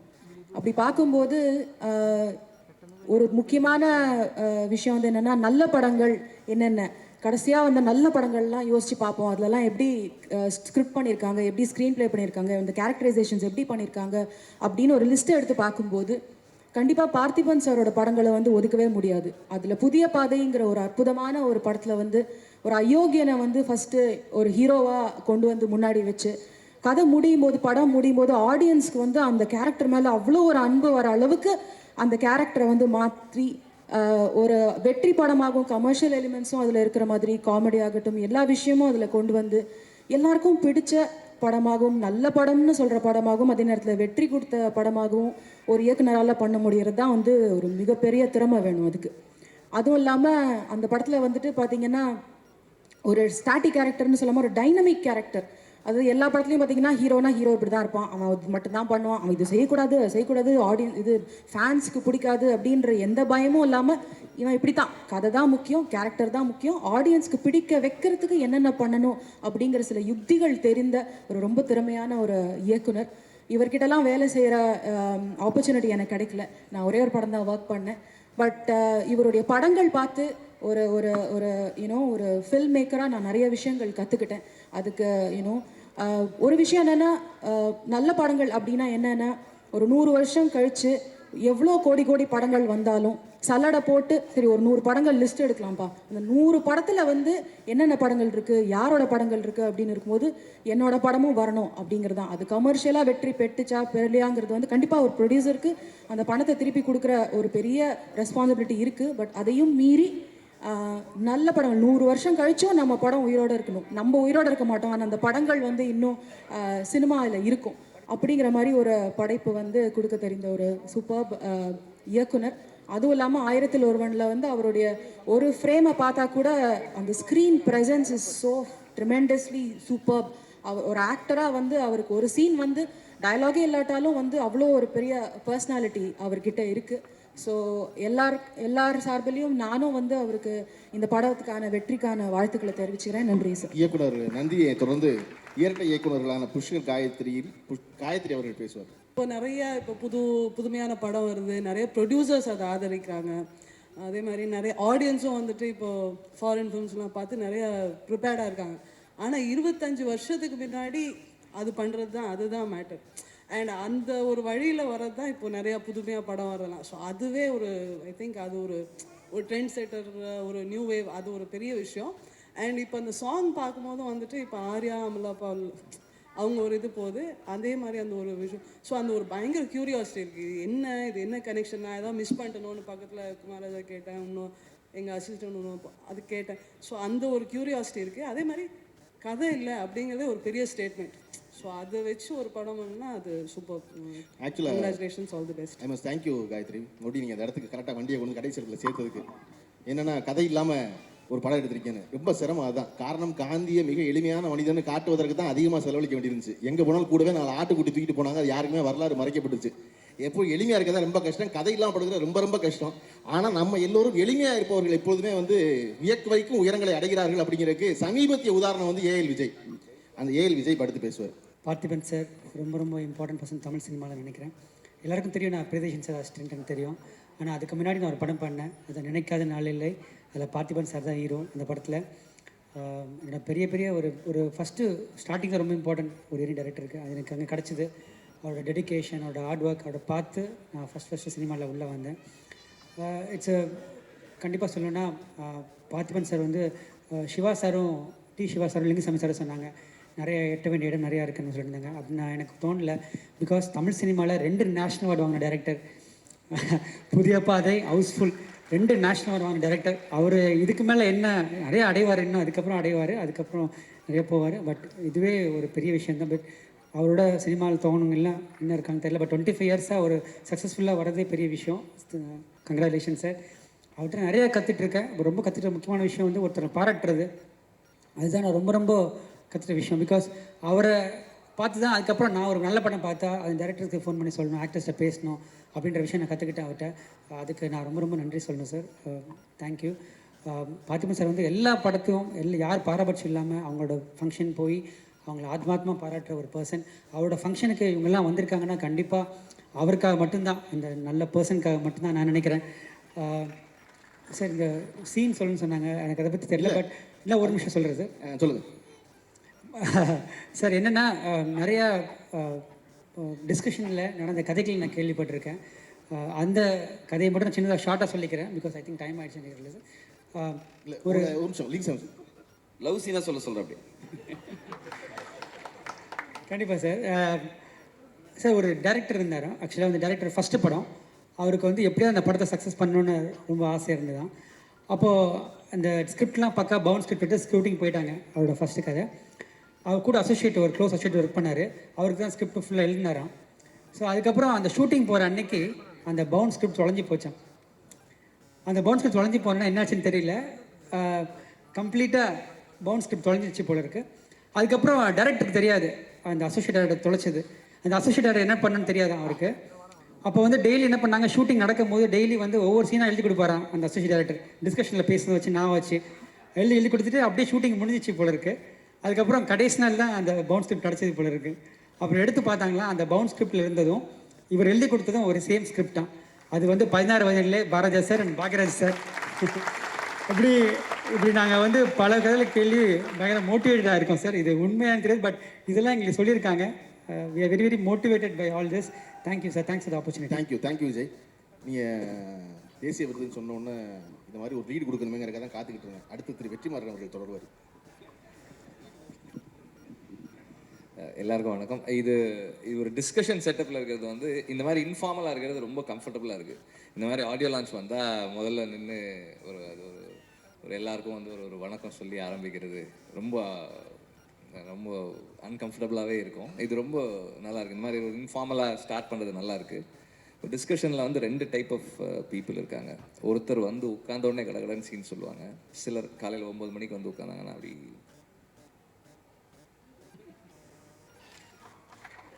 ஒரு 11 மணிக்கு சார் அப்படி எல்லாம் திரும்பி பார்ப்பாங்க. பென் எடுத்துட்டு பேட்ல அப்படி கை வச்சுட்டு அப்படி உட்காந்து அப்படி பார்த்துட்டே இருப்பாங்க. சரி 1 மணி ஆகும் லஞ்ச் பிரேக்கு. அதுக்கு முன்னாடி நம்ம ஏதாவது சொல்லிடணும் அப்படின்னுட்டு எடுத்து சார் அந்த ஒரு அப்போ அவர் டைரக்டர் வந்து சரி ஓகே லஞ்சுக்கு போகலாம். இப்படி சாயங்காலம் 6 மணிக்கு சரி முடிச்சிடலாம், அன்னைக்கு டிஸ்கஷன் முடிச்சிடலாம் போது எல்லாரும் திரும்பி நம்மளை பார்ப்பாங்க. ஏதாவது சொல்கிறானா இவன் அப்படின்னா கொஞ்சம் நேரம் உட்காந்துட்டு நம்ம கொஞ்சம் அப்பாலஜெட்டிக்காக டைரக்டரை பார்த்து சார் காலையில் சொல்கிறேன் சார் சரி. என்னுடைய அசிஸ்டன்ட் டைரக்டர் காலம் பூரா நான் அப்படியே தான் இருந்தேன். நிறைய சீன்ஸ் இருக்கும், வராது வச்சுக்கிட்டு இல்லை, நிறைய இருக்கும் சொல்ல முடியாது. அப்புறம் நம்ம என்னைக்காவது சீன் சொல்லுவோம், அது அவருக்கு தேவைப்படாது. என்னப்பா அப்படின்வாரு. அது அஃப்கோர்ஸ் நம்மளும் இன்னைக்கு அதை சொல்கிறோம். ஸோ டிஸ்கஷன்ஸ் வந்து ஒவ்வொருத்தருக்கும் ஒவ்வொரு மாதிரி ஹெல்ப் பண்ணோம். எல்லாருக்கும் ஒரே மாதிரி சொல்லிட முடியாது. இந்த ட்ரெய்லர் பார்த்தப்ப எனக்கு 2-3 விஷயங்கள் தோணுச்சு. ஒன்று வந்து அந்த ஃபர்ஸ்ட் ஃபிலிம்க்கான அந்த கதையை கண்டுபிடிக்கிறது இருக்கு இல்லையா. நம்ம அசிஸ்டன்ட் டைரக்டராக இருக்கும்போது எல்லாருமே பேசியிருக்கோம், 2வது படத்துக்கு கதை இருக்குங்க, ஃபர்ஸ்ட் படத்துக்கு தான் கதை இல்லை. இது எல்லாருக்குமான ப்ராப்ளம். ஸோ அந்த ஒரு ஃபர்ஸ்ட் ஃபிலிமை ஐடென்டிஃபை பண்ணுறது, அதில் இருக்க ப்ராப்ளம்ஸ். நமக்கு ஒரு கதை தோணும், இதுதான் நமக்கு ஃபர்ஸ்ட் படமாக இருக்கணும்னு தோணும். ஒரு ப்ரொடியூசர் கிட்ட போனோம்னா அவங்க டக்குன்னு என்ன சொல்லுவாங்க, நான் அந்த தூள் வந்த டைமில் போயிட்டு கதை சொன்ன ஒரு மைக்ரேஷன் வேணுங்க ஸ்கிரிப்டில் சார். அப்படின்னா என்ன சார், இப்போ வில்லேஜ்லேருந்து வந்தால் பாருங்கள் சிட்டிக்கு, அது மாதிரி பண்ணுங்க கதை. சரி சார் ஓகே. அப்போ வில்லேஜ்லேருந்து சிட்டிக்கு வர்ற மாதிரி நம்ம ஒரு கதையை கண்டுபிடிப்போம். அதை நம்ம கதை பண்ணி முடிக்கிறதுக்கு ஒரு 1.5 வருஷம் ஆகும். பை தட் டைம் வேற ஒன்று வந்துடும். அப்போ ஹீரோஸ் வந்து வேற கேட்பாங்க, இல்லை இப்போ கொஞ்சம் வேற மாதிரி ஒரு சேது மாதிரி ஒன்று இருக்கா. ஸோ அப்படி இருக்கும். ஸோ இப்படி ஒவ்வொன்றும் வந்து நம்முடைய ஃபர்ஸ்ட் கதையை ஐடென்டிஃபை பண்ணுறது is a very challenging thing. அதில் வந்து நமக்கு பார்க்குறது எல்லாமே கதையாக மாறிட்டு இருக்கோம். நம்ம ஸ்கிரிப்டில் வச்சுட்டு இருப்போம். ஸோ இந்த ட்ரெய்லரில் அது எல்லாமே இருக்குது. அவனோட பர்சனல் லைஃப்பில் நடக்கிறது வந்து அங்கே ஆக்டர்ஸ் பண்ணுறாங்க. ஸோ இப்படி எல்லாமே வந்து நமக்கு இதில் பார்க்க முடியுது. And the edit is looking very fresh and young. Like இந்த ட்ரெய்லரோட எடிட் பார்த்தா ஒரு யங்ஸ்டரோட ஃபிலிம்க்கான இது இருக்குது. And it is exciting and engaging. இன்னைக்கு இருக்கிற யங்ஸ்டர்ஸ் பண்ணுற அந்த இது இருக்குது அந்த ஃபிலிமில், இந்த ட்ரெய்லரில். இப்போ நான் very excited to watch the film. இது இன்னொரு விஷயம் எனக்கு சொல்லணும்னு தோணுச்சு. அது ரொம்ப நேரமாக யோசிச்சிட்டே இருக்கேன், சொல்லலாமா வேணாமான்னு. சொல்லிடலான்னு தோணுச்சு, சொல்லிட்டேன். சந்தோஷம், அச்சீவ்மெண்ட் இதெல்லாமே வந்து it's a very personal thing. நமக்கு என்ன நம்ம என்ன நினைக்கிறோமோ அதுதான் நம்முடைய அச்சீவ்மெண்ட், நம்முடைய கோல். பெருசு சின்னதுன்றது அதுதான். பாலுமகேந்திரா சார் எப்போவுமே என்ன சொல்லுவார்னா, என்னுடைய வாழ்க்கையை வந்து நான் வந்து கேலண்டர் டேஸில் நோட் பண்ணுறதில்ல, ஒவ்வொரு நெகிழ்வான தருணங்களும் ஒவ்வொரு மகிழ்வான தருணங்களையும் வச்சு தான் வந்து நான் என்னோடய லைஃப்பை மார்க் பண்ணுறேன் அப்படின்னு சொல்லுவார். ஸோ அது அவருடைய understanding of life, happiness and achievement. So ஒவ்வொருத்தருக்கும் ஒவ்வொன்று இருக்குது. லிங்குசாமி சாருக்கு அது அவருடைய இது. உங்களுக்கு உங்களோட way of understanding of life and achievement. So whatever you're doing, you have been doing it very well. ரொம்ப நல்லா பண்ணிட்டு இருக்கீங்க. என்ன பண்ணாலும் பார்த்திபன் சாரை பற்றி சொல்லணும்னா அவருக்கு வந்து கொடுக்கறதுல ரொம்ப சந்தோஷம். Like not to gift. அதனால் கஷ்டப்பட்டவங்க நிறைய பேர் இருக்காங்க, சில பேர் கஷ்டப்பட்டவங்க சில பேர் இருக்கீங்க. பட் அவருடைய கிஃப்ட்ஸால் சந்தோஷப்பட்டவங்க நிறைய பேர் இருக்காங்க. நான் ஃபர்ஸ்ட் டைம் வந்து ஆடுகளம்ல வந்து அவருக்கு ஒரு கேரக்டர், அந்த பேட்டைக்காரன் கேரக்டரை வந்து அவர் தான் போய் சொல்கிறதுக்கு போனேன். அன்னைக்கு வந்து ஒரு வெள்ளி ஒரு பவுல், அதில் ஃபுல்லாக பூ, மல்லிப்பூ வச்சு அதை வந்து ஒரு மாதிரி ரேப் பண்ணி கொடுத்துட்டு கதை கேட்டு சொன்னார். எல்லாம் நல்லா இருக்குது, லாஸ்ட் சீன் மட்டும் இந்த கேரக்டர் கொஞ்சம் இதாக இல்லை, அதனால் எனக்கு கொஞ்சம் கம்ஃபர்டபுளாக இல்லை, பின்னாடி ஒரு தடவை ஒர்க் பண்ணலாம் அப்படின்னாரு. நெக்ஸ்ட் டைம் இப்போ இந்த ஸ்கிரிப்ட் இப்போ நான் பண்ணிட்டு இருக்க படத்துக்கு வந்து ஃபோன் பண்ணி, சார் நான் வந்து மீட் பண்ண வரேன், எதுவுமே சொல்ல மீட் பண்ண வரேன் அப்படின்னு வந்தால் ஒரு 20 புக் வச்சு ஒரு சின்ன ஒரு புக் ரேக் மாதிரி ஒன்று வச்சுருந்தார். போகிறதுக்கு முன்னாடியே நான் போன உடனே கையில் எடுத்து கொடுத்தாரு, சார் இது சார் இது உங்களுக்கு அது இப்போ லேட்டஸ்ட் ட்ரெண்ட் அதுதான் வருது, அந்த கிஃப்ட் தான் அது எல்லாருக்கும். பார்த்திபனுடைய டிஸ்கஷன் அப்படிங்கிறதுனால நிறைய பேர் எதிர்காலத்தில் டைரக்டராக வரணும்னு சொல்லி நிறைய பேர் இருப்பாங்க. இப்போ அவனுக்கெல்லாம் ஒரு சின்ன காம்ப்ளெக்ஸ் இருக்குது. என்னென்னா, இப்போ கொஞ்ச நாளாக வந்து இந்த நாளை இயக்குனர்னு சொல்லி பூரா விஷுவல் கம்யூனிகேஷனில் டிகிரி ஹோல்டர்ஸாக வந்துட்டு இருக்கிறதுனால, ஐயோ இனிமேல் சினிமா அவங்களுக்கு தான் உங்களுக்கு நம்ம என்ன வர முடியுமா அப்படிங்கிற மாதிரி ஒரு சின்ன காம்ப்ளெக்ஸ். அதெல்லாம் வேண்டாம். ஆர்கெஸ்ட்ரா செய்யும்போது எனக்கும் பார்த்திபனுக்கும் 2 பேர்த்துக்குமே இங்கிலீஷும் வராது, ஹிந்தியும் வராது. ஆனால் அமிதாப் பச்சனை நாங்கள் 2 பேருமே சேர்ந்து கரெக்ட் பண்ணிட்டு இருந்தோம். அவர் கூப்பிட்டு மூட்டி what I was feeling is yes sir, okay sir அப்படிப்பாரு. அவர்கிட்ட சிக்கனா அடுத்து நான் தான் மாட்டுவேன் போது நானும் கொஞ்சம் சமாளிச்சிடுவேன். ஆனால் 2 பேருமே சேர்ந்து இன்னும் அமிதாப் பச்சன் அவர்கள் அந்த 10 படத்தில் ஒன்று சொல்லுங்க அப்படின்னா இந்த படத்தை சொல்லுவார் ஆர்கெஸ்ட்ரா.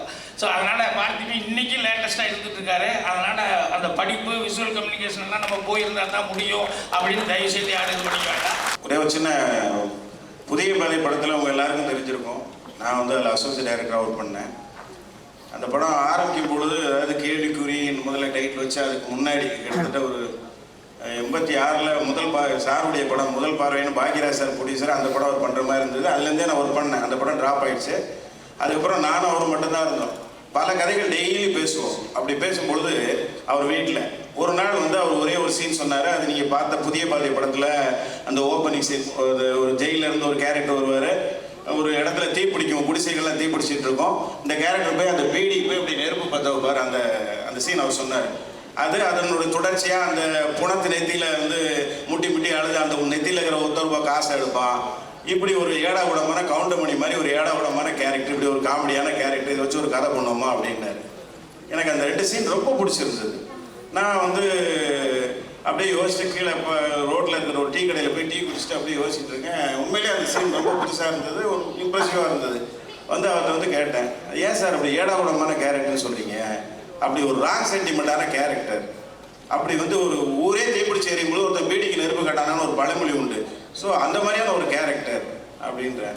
ஓகே, அதை வச்சுட்டு அவன் எப்படி நல்லவனாக மாறினா, எப்படி ரைட் சென்டிமெண்ட்டான ஒரு நல்ல கேரக்டராக மாறினான்னு யோசிச்சா அது ஒரு கதை சார் அப்படின்னு யோசித்தோம். அப்படி சொன்னேன் நல்லா இருக்கேன் அப்படின்னாரு. அப்படி பேசி உருவான கதை தான் புதிய பாதை.